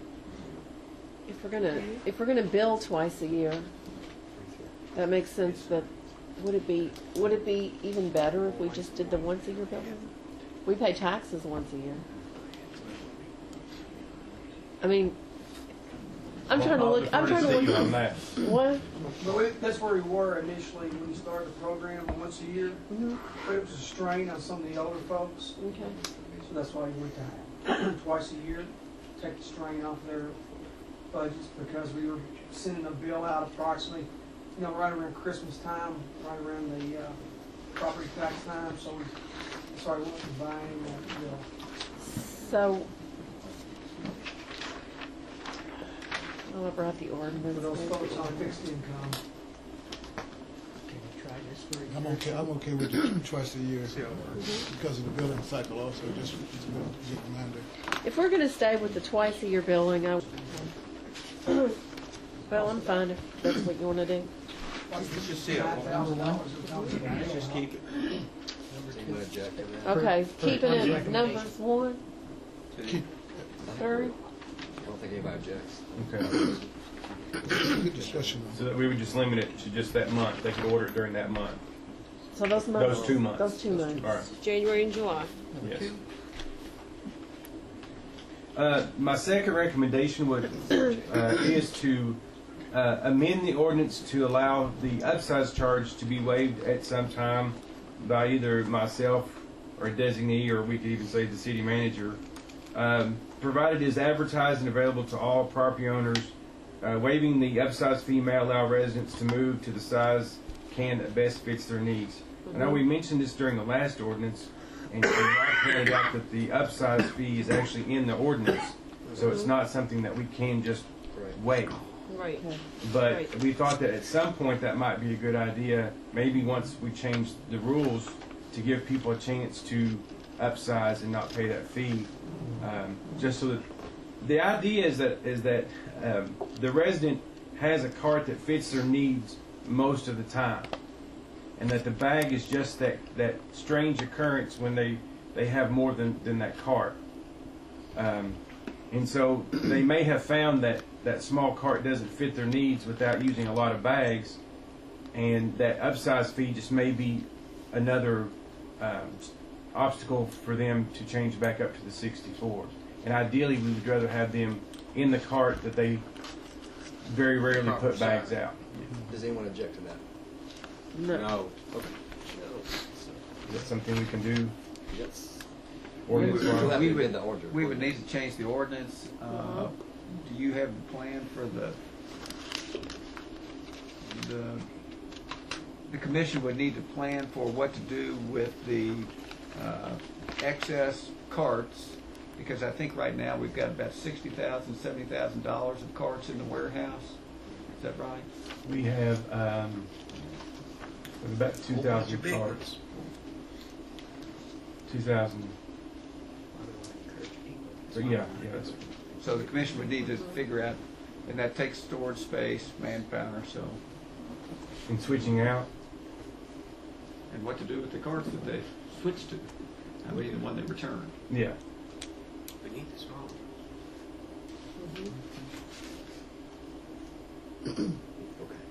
Number three. Number three is, I think we should amend the ordinance to remove the language about the free overflow bags and to reduce the price of the bags to $1.50 per bag. They would still be available in the 6-bag roll. The vouchers and the distribution of free bags is very time consuming to both our staff and the finance staff. Many of our residents, about 40%, are getting a bill or don't get a bill, but we still have to mail them a voucher twice a year. Thinking that perhaps reducing the price of the bags could maybe offset that. Purchasing the bags to give away costs the city about $30,000 per year. Just to restate, the reason for charging for the bag is to pay for the increased cost associated with disposing of the trash that's within the bag, not necessarily not the bag itself. My last point I was making was many residents are not using all the bags the city is supplying for free, while others are using all they get and having trouble with that $3 per bag. Just kind of as a note, I just got these numbers today. So far, this 6 months since the last bill went out, we've had 3,000 rolls out of 10,000 collected via voucher. The 6 months before that, we had 2,600 rolls collected.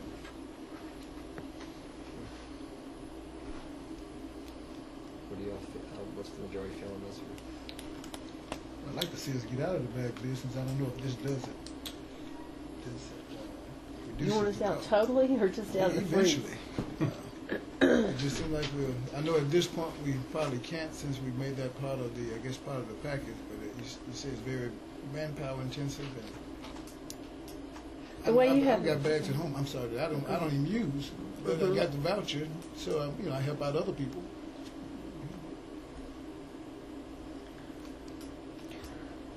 What you have is here is we'll still use the bags. I'm sorry.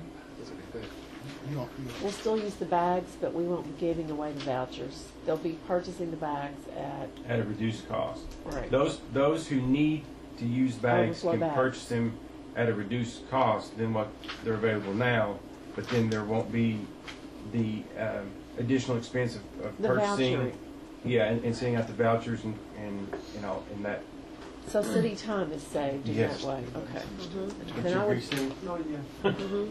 Oh, yeah. The only,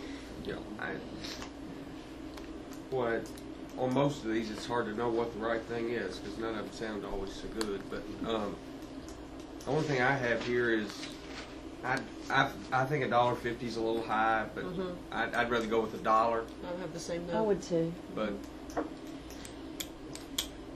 We can do it. We got 3 for $1. That's the exact same note. 4 That for sounds like a $1. bargain. There you go. For a Mayor, will you go with the I think dollar, it goes 5 in for a line with dollar? both sides of the can. Yeah, The other one that you decided today, I think it kind of 2 and 3. is consistent together with those two issues, I think. Let's try it. yeah, We can always change it.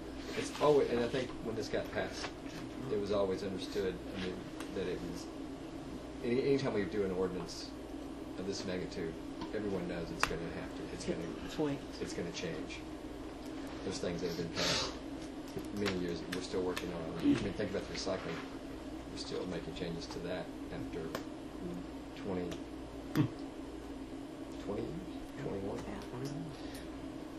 Okay. Number 4 is the possibility of amending the ordinance to change the number of free pickup weeks to periodic as advertised. This way that we can change in the future if we want the number of times the commission can change without maybe having to rewrite the actual ordinance every time.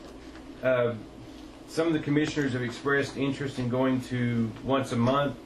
Some have talked about 6. We've looked at the 6 as possibly every other month on a specific week of that month, but we have to be careful that we don't start hitting on holidays. Holiday pickup is always heavy anyway, and some days we do a double run.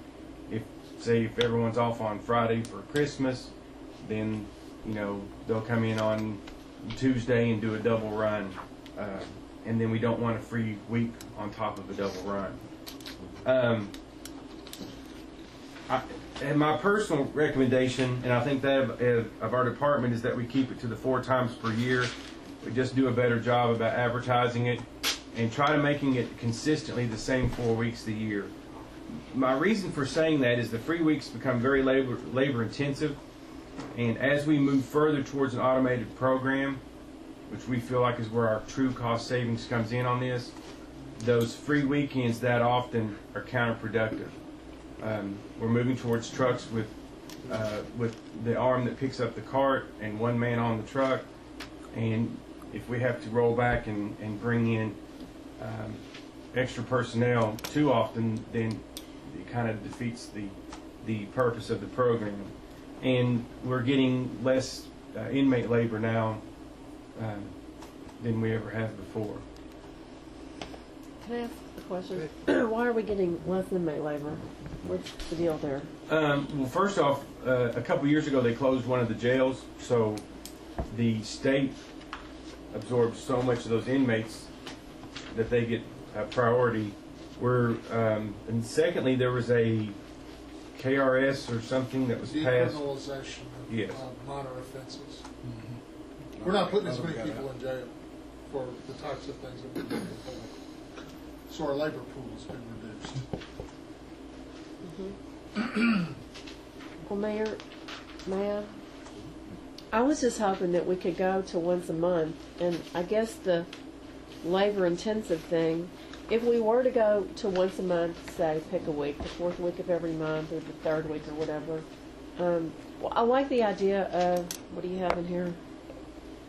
Periodic as advertised, because every year you could go through and look at the calendar ahead and decide what that's going to be, but I still think the 4 times a year is just going to be, if it was every month, the same week of every month, then it's not going to take as much effort to educate people, because it's just going to be more predictable. But if we were to do that, is there a way we could work out some sort of contractual agreement with the inmates to have it, like, say, the 4th week of every month to do that? Probably not. We're trying to work. We're hoping to work out a contract with them just to keep the limited number we have now. And they want to keep a consistent number. I don't know that we could work out that number to do that.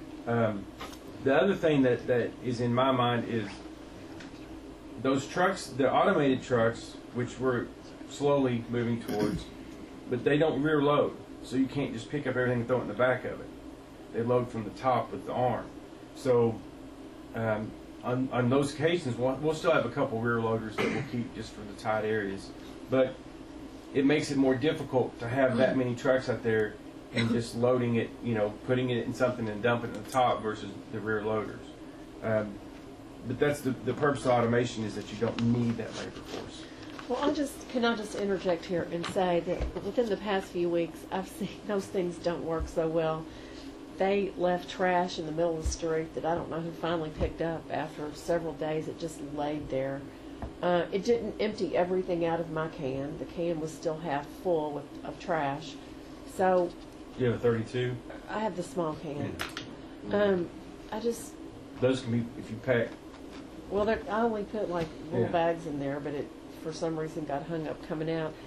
I just think that humans are better than machines. But what? You go ahead, Tom.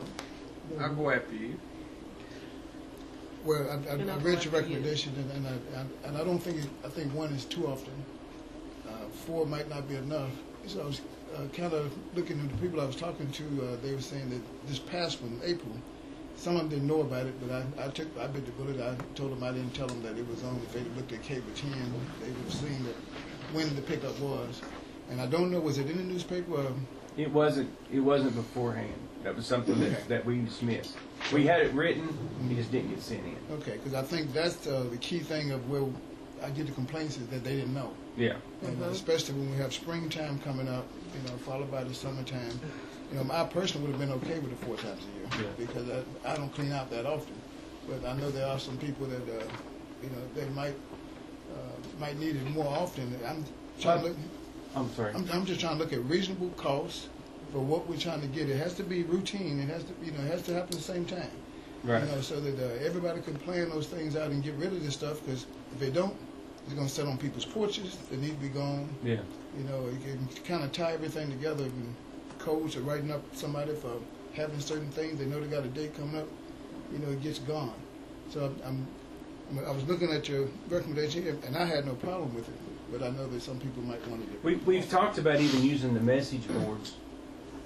If we can use those that we recently purchased for the roads that you put up, finding some strategic places in town that says, 2 weeks from now, free week or whatever. It's a great idea. Whatever we could do to let people know, because not everybody reads the paper.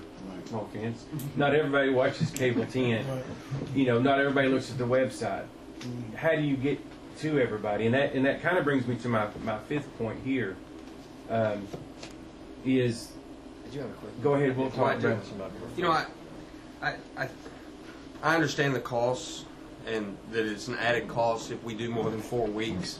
But I also understand that elections have consequences, and I'll have to say that I got an overwhelming amount of input as I campaigned about doing something about garbage, and we decided not to make major tweaks because we thought you couldn't. But I think we've got to do more than 4, and I understand why. But I just think too many of our constituents, and I realize constituents can be wrong, but too many of them, I believe, would like more pickups. And I think sometimes you've got to make reasonable accommodations. So I would, although I understand Commissioner Bauer's 12, I don't think we can do that, but I would think maybe 6, and do it on a regular schedule or to the best of our ability, so people would know. That's just my 50 cents. Well, I also had another. Do you want to go? Well, I had another comment about this section. I'm assuming, I'm reading this, that the blue bags are still going to be for any day of the week, or any time overflow. What if we just had overflow? If we did it once a month, and that would be when you could put out everything in those blue bags.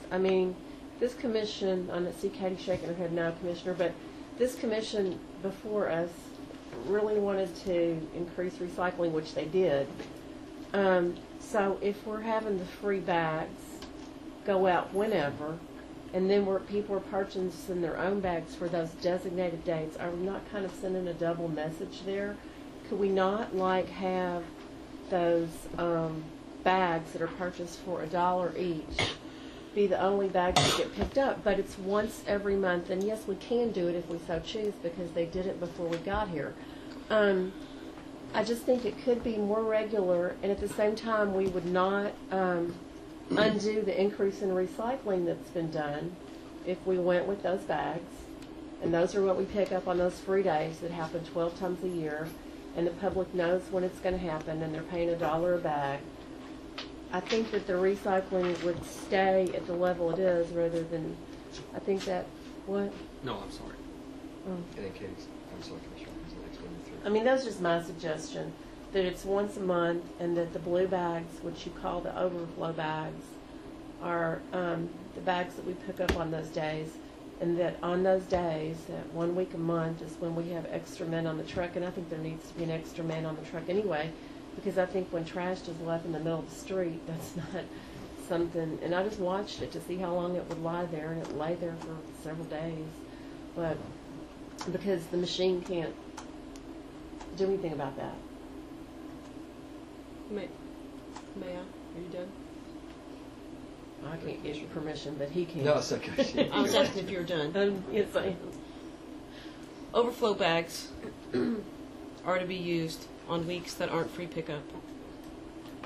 So I don't know why you would spend $1 to put out a bag when you can just use your regular bag. But anyway, I think initially when this conversation started with the previous commission,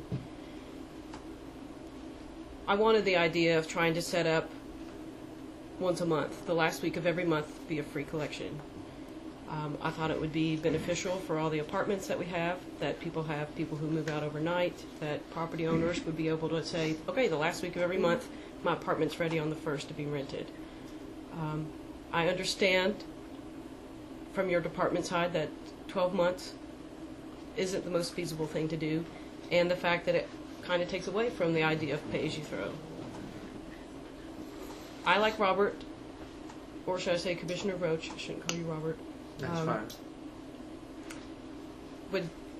Would be satisfied with every other month, and hopefully setting up the last week of every month where people who are property owners could throw everything out. And I understand that... I don't think the last week's going to work, but because you always hit Thanksgiving and Christmas with that one. But that's just something we're going to have to work out before. I don't want to say anything because I want to get in the paper now. Right. And people say, well, I read in the paper that it was this week of the month when we don't have it worked out. He's not typing. Right. I mean, I don't want to... Even if you did every other month. But it'll also keep people who are scrappers, who want to drive by and pick up half the stuff that are out on the street. They know which neighborhood to go to, and half the stuff will probably be picked up that our staff room have to be picked up. Yeah, they love And everyone know. People will come in from out of town, maybe get a reality show. But Is that what you want to do?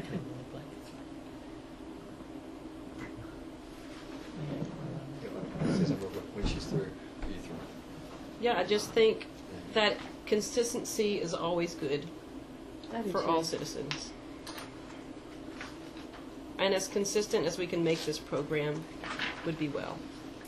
One thing, one technical thing. When you, there's actually an ordinance that prohibits pilfering. People who Yes. It's in this ordinance too. It's in this. If people are doing that, they're not supposed to be. We're supposed to be calling somebody. Well, I mean, some people are happy for people to take that. I mean, if it's something that can be used, I know some people feel that way, but just wanted to point out, just for the public reasons, that is against current and past ordinance to pilfer. Now, the city manager wanted to interject something. Well, if I could. As an outsider looking in right now, just a couple of comments. I know you've spent a couple of years on trash and trying to resolve something, but I'm learning more and more about your budget process and learning about where much of your money is going right now, and I can certainly appreciate what the community wants in terms of what they consider to be a free service or the best service that they can, but it's also very, very costly. And I think your Public Works Director, Tom, has worked with us very closely. He's got a very good feel for what it's going to take to make this a successful program, an efficient program, one that's consistent with the concept of pay-as-you-throw. I know, working with Steve Dawson, our finance director, it is a budget issue as well. And ultimately, people don't want to pay more, and they want to see their best bang for their buck. So I just would say, I think Tom knows this project, or this concept, this project. He knows trash. And I just think the commission needs to be aware of what he's trying to propose to you. So, thank you. And I think maybe you hit a really good point, Tim, is that when we set up this program, it was really set up to increase recycling and decrease our tipping fees, right? Initially, the goal. And maybe what this commission needs to do is maybe just decide if they want to change a goal or make a different goal toward pay-as-you-throw, and we kind of just work toward reaching that goal. If the idea is to add more consistency, or just throwing a ball out there. Can I just follow her with just as during last year, the municipal solid waste was down 30% on average, and the recycling was up 52% on average. Congratulations. Something's working. Well, I guess what we need to know too, what the base is on that. I'm sorry? Just know what the base is. That's compared to the year before. So it's like that. You have to keep those numbers in perspective. Go ahead. I still would go with, I understand the increased cost. Believe me, I don't like to spend money. And I'm perfectly willing to find other places in the budget to take the money out of.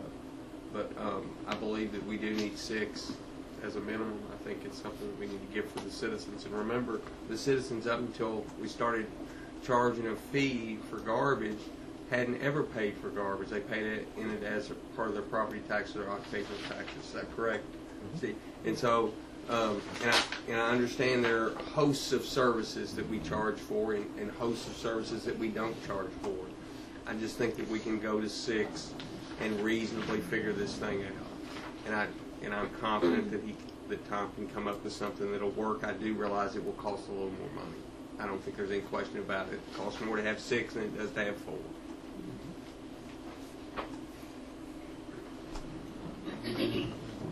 I think the answer to your question, why would you want to have them buy a bag for $1 when they can use their own, goes back to the pay-as-you-throw. You want people to recycle. So if they're buying the blue bags to put overflow in, they're going to be more motivated to keep that recycling high and that garbage low. And it would be more consistent. Once again, when you brought up consistency, you want people to know what's coming. You want it to be very predictable.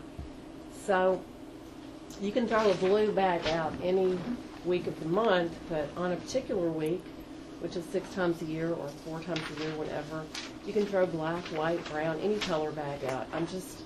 I think what I was suggesting was actually complementing or trying to build upon what your commission worked so hard to accomplish, and that is to not undo the increase in recycling. So I was just answering your question there, but let me can I ask a question? With the overflow bags that can be put out any time, don't you still have to have, how many men would have to be on the truck at that point? Just for overflow bags? Well, yes. What I'm saying is if overflow bags go out one day a month, so you have 12 times a year that people can put out these overflow bags, as many as they want, could you not cut back on the cost of labor that way, because you're going to have somebody extra on the truck every single week that it goes around? To clarify, you're asking during those 3 weeks, or during the weeks that aren't overflow weeks, they can only set out their can.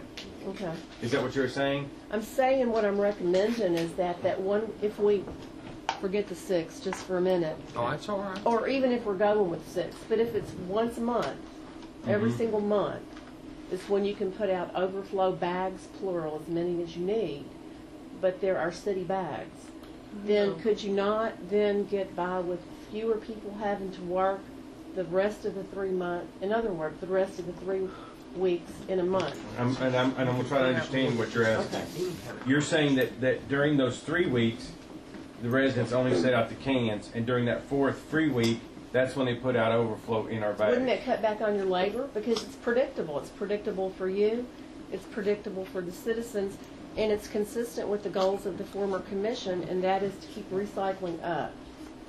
What's the purpose of having overflow bags if you can use other kinds of bags 6 times a year? I don't... I think if you go back, I know one of the commissioners had a question, but the purpose of the overflow bag isn't supposed to be a weekly issue. Right. Ideally, the resident picks the cart size that meets their needs most of the time. Is the way a pay-as-you-throw system works. And so if I have the smallest cart, but I'm 3 times a month putting out an overflow bag, it's costing me today it costs me an extra $9. It would cost $3 at that point. At that point, it would cost $3, but the 64 is $4 a month. Right. So at some point, You're just adding support to what I'm recommending. What I'm saying is it's going to save the city to have the 1 day a month that you can put out all of your overflow bags, and they are bags that you've purchased that are the city-approved bags. You've saved yourself, plus you've also made it predictable for the citizens. So you've made it predictable on the labor end, but you've also made it predictable on the consumer end. Well, and you've kept recycling high because people are now not going to just throw out any kind of old bags.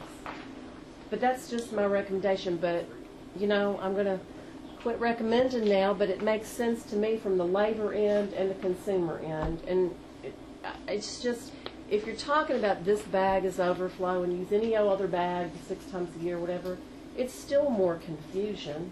I'm just trying to put out something that's simple on both ends and cost effective on the city end, and keeps recycling up, because there's no motivation not to recycle.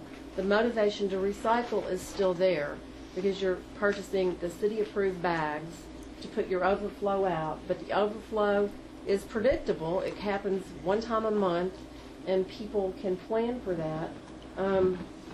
But I said it, and I've repeated it, so I'll quit now. And then, I don't know, tell me. I just had a couple of things and a couple of questions. I think it is predictable, Mr. Bowers, but I think there's 2 things that I'm worried about this, and Tom probably can clarify it for me. And that is, one, the customer can't predict their garbage. Let's say I have a big party on Thursday. I'm not going to hold that garbage until the end of the month. It's not feasible for the consumer to be able to plan to have all of their overflow bags used at one time per month when they may need them each time, or they may need them one time 1 month and another time another month. I don't think that's feasible. And the second thing is my understanding of free pickup is that it was broader than just garbage, but it's a host of things that they take. So that because of those 2 issues, I think your predictability, even though I like it, I don't think it'll work. Not if you don't want it to. Well, no. I'm not saying that. I'm just saying, and there may be a way to amend it. Maybe a way to marry those 2 ideas. Well, whatever. I'm open. I'm just throwing that out there. I would just suggest that you keep in mind that there's been a lot of changes so far in the trash service, and there's 10,000 plus pickups that we pick up every month, and people are starting to get it. The number of issues that we're having they're decreasing month by month. And people are becoming used to using the overflow when they need them. They're becoming used to setting out their carts the way they need to. And I think we need to be careful not to try to turn the Titanic too quickly here, and retrain and retrain and retrain. I think that's one of the things that we talked about earlier with just tweaking the system, is that we don't we don't take what people are starting to finally get used to and then all of a sudden shift it. Well, that's what we're doing here. We're doing a shift. So the question is, which way do we want the shift to go? I think everybody at this table is talking about a kind of a shift, and you're talking about a kind of a shift here as well. So if somebody wants to throw something out there, I'll be happy to support another commissioner. If that commissioner won't support me. I think what we want to do is, make it better. We don't want people to increase their trash. We want people to increase their recycling, and that's the goal, and that's been accomplished, and we want to keep recycling high. We want better predictability. We want service to remain good. The thing is, though, you have to have somebody on the truck every single week, right? Now you do, because overflow bags cannot be predicted by the city staff. You don't know who's going to have the party, as you said, Saturday night this week. You don't know what neighborhood's going to have the overflows. So you can't predict very well, so you have to have people on the truck. I'm just trying to put some more consistency in here, but it's whatever y'all want to do. I think we've agreed on number 1. We're going to keep it at twice a year. We all said number 2 is fine, and here we are on number 3 was fine with the dollar. We're on the dollar. We changed it to number 3. Number 4, I think Commissioner Hedden already recommended, and I'm supporting that we do it once a month. But if not another third person wants to do that, I think at least 6 times a year. I'll go along with Commissioner Roach on that. There you go. I think the staff has the answer right here. If we change the ordinance to say where it says periodic is advertised, it will be based on what it really does. It just puts flexibility and allows us to make changes without having to do 2 readings of an ordinance. So it's just an expedition. Well, I like that. That's of what I think what everybody at the table is saying. It'll just channel it back and make it more of an administrative. It can be done administratively with input, of course, and guidance from the commission. Sure. The majority. Then that allows the staff to make changes quicker than instead of having it written in an ordinance. And Mayor, may I add, and I think I've talked to you, Mr. Sissoff, about this, if the dates at the beginning of the year, and if we're going to start this and we can make this effective in July, if at that point the calendar of all the dates could be put on the website, not like 2 weeks ahead, but the calendar of the 6 dates, if we're going to go 6, up there to see. That's a good and idea. in the newspaper, 6 dates. And maybe that thing that scrolls across the bottom of table 10, the dates, just all of the dates together. So then people can stick that on the refrigerator. And yeah, I think that would be really helpful. Well, that kind of leads me to number 5. I was going to say, he's got that down here, number 5, where you can put that on the tag. Okay. If we give the staff the flexibility, they will adapt, I think, quicker than us having to do ordinance changes. Okay. If 1 through 4, if we go through the process and amend the ordinance to do 1 through 4, because I think each of these would require an amendment to the ordinance.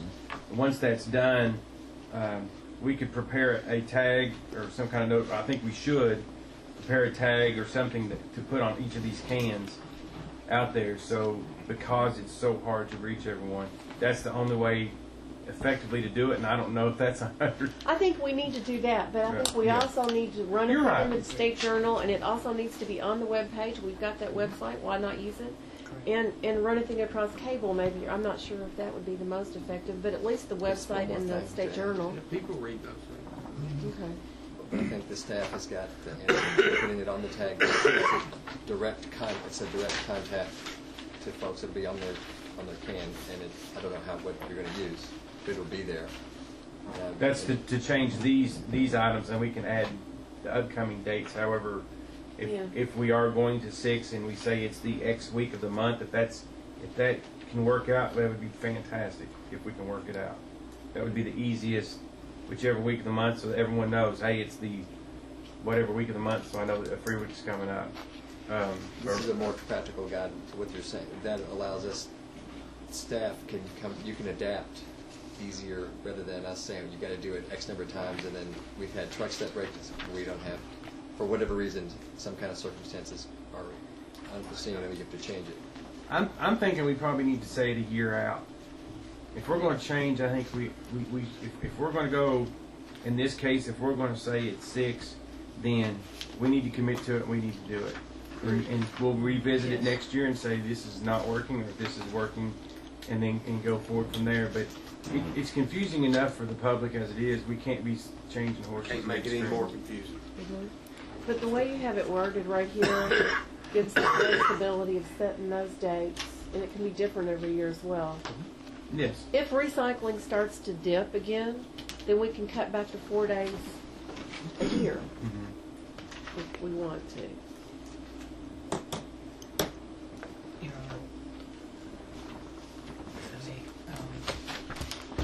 sounds to me like we have some direction, at least if there is commission consensus on changing the ordinance to allow the flexibility, and then getting additional feedback from the commission at our next meeting or two as to whether or not you want to do 6. I'd say go ahead with 6 unless there's a... I would say go ahead with 6. 3.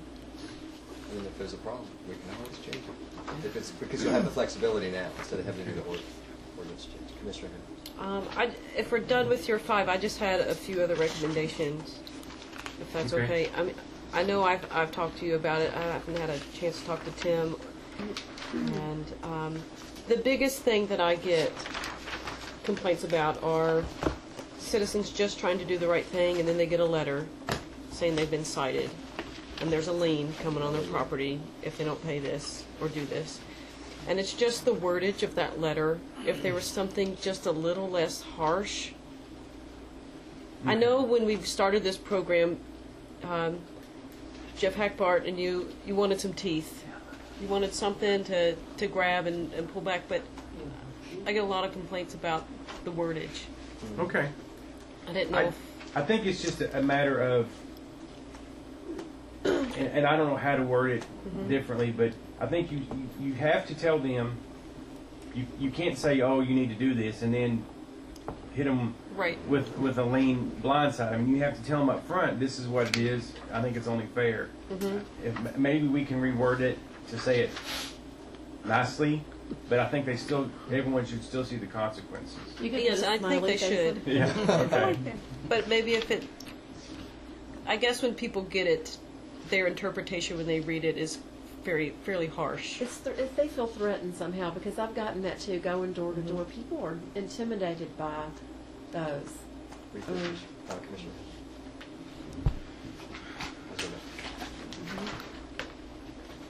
So that's all. I don't know if there's any other support to try to change the wordage. I would ask, since I don't know anything, it's never very smart to speak on something you're not clear on. I've seen it, but I don't remember the language, so perhaps we could have an email to each of us and we could take a look at it. I have no idea. Okay. That's good. I've seen it, but I don't remember what's in it. We've changed it some already, but we can change it some more. Well, I mean, may not need to be. I don't know. Yeah, I've not seen it. So okay, just email it to us. Is it tomorrow morning? Commissioner. All right, if nothing else on this, thank you. Mr. Bradley. Thank you. Thanks, Tom. That's it. Next item on the agenda. I move with your...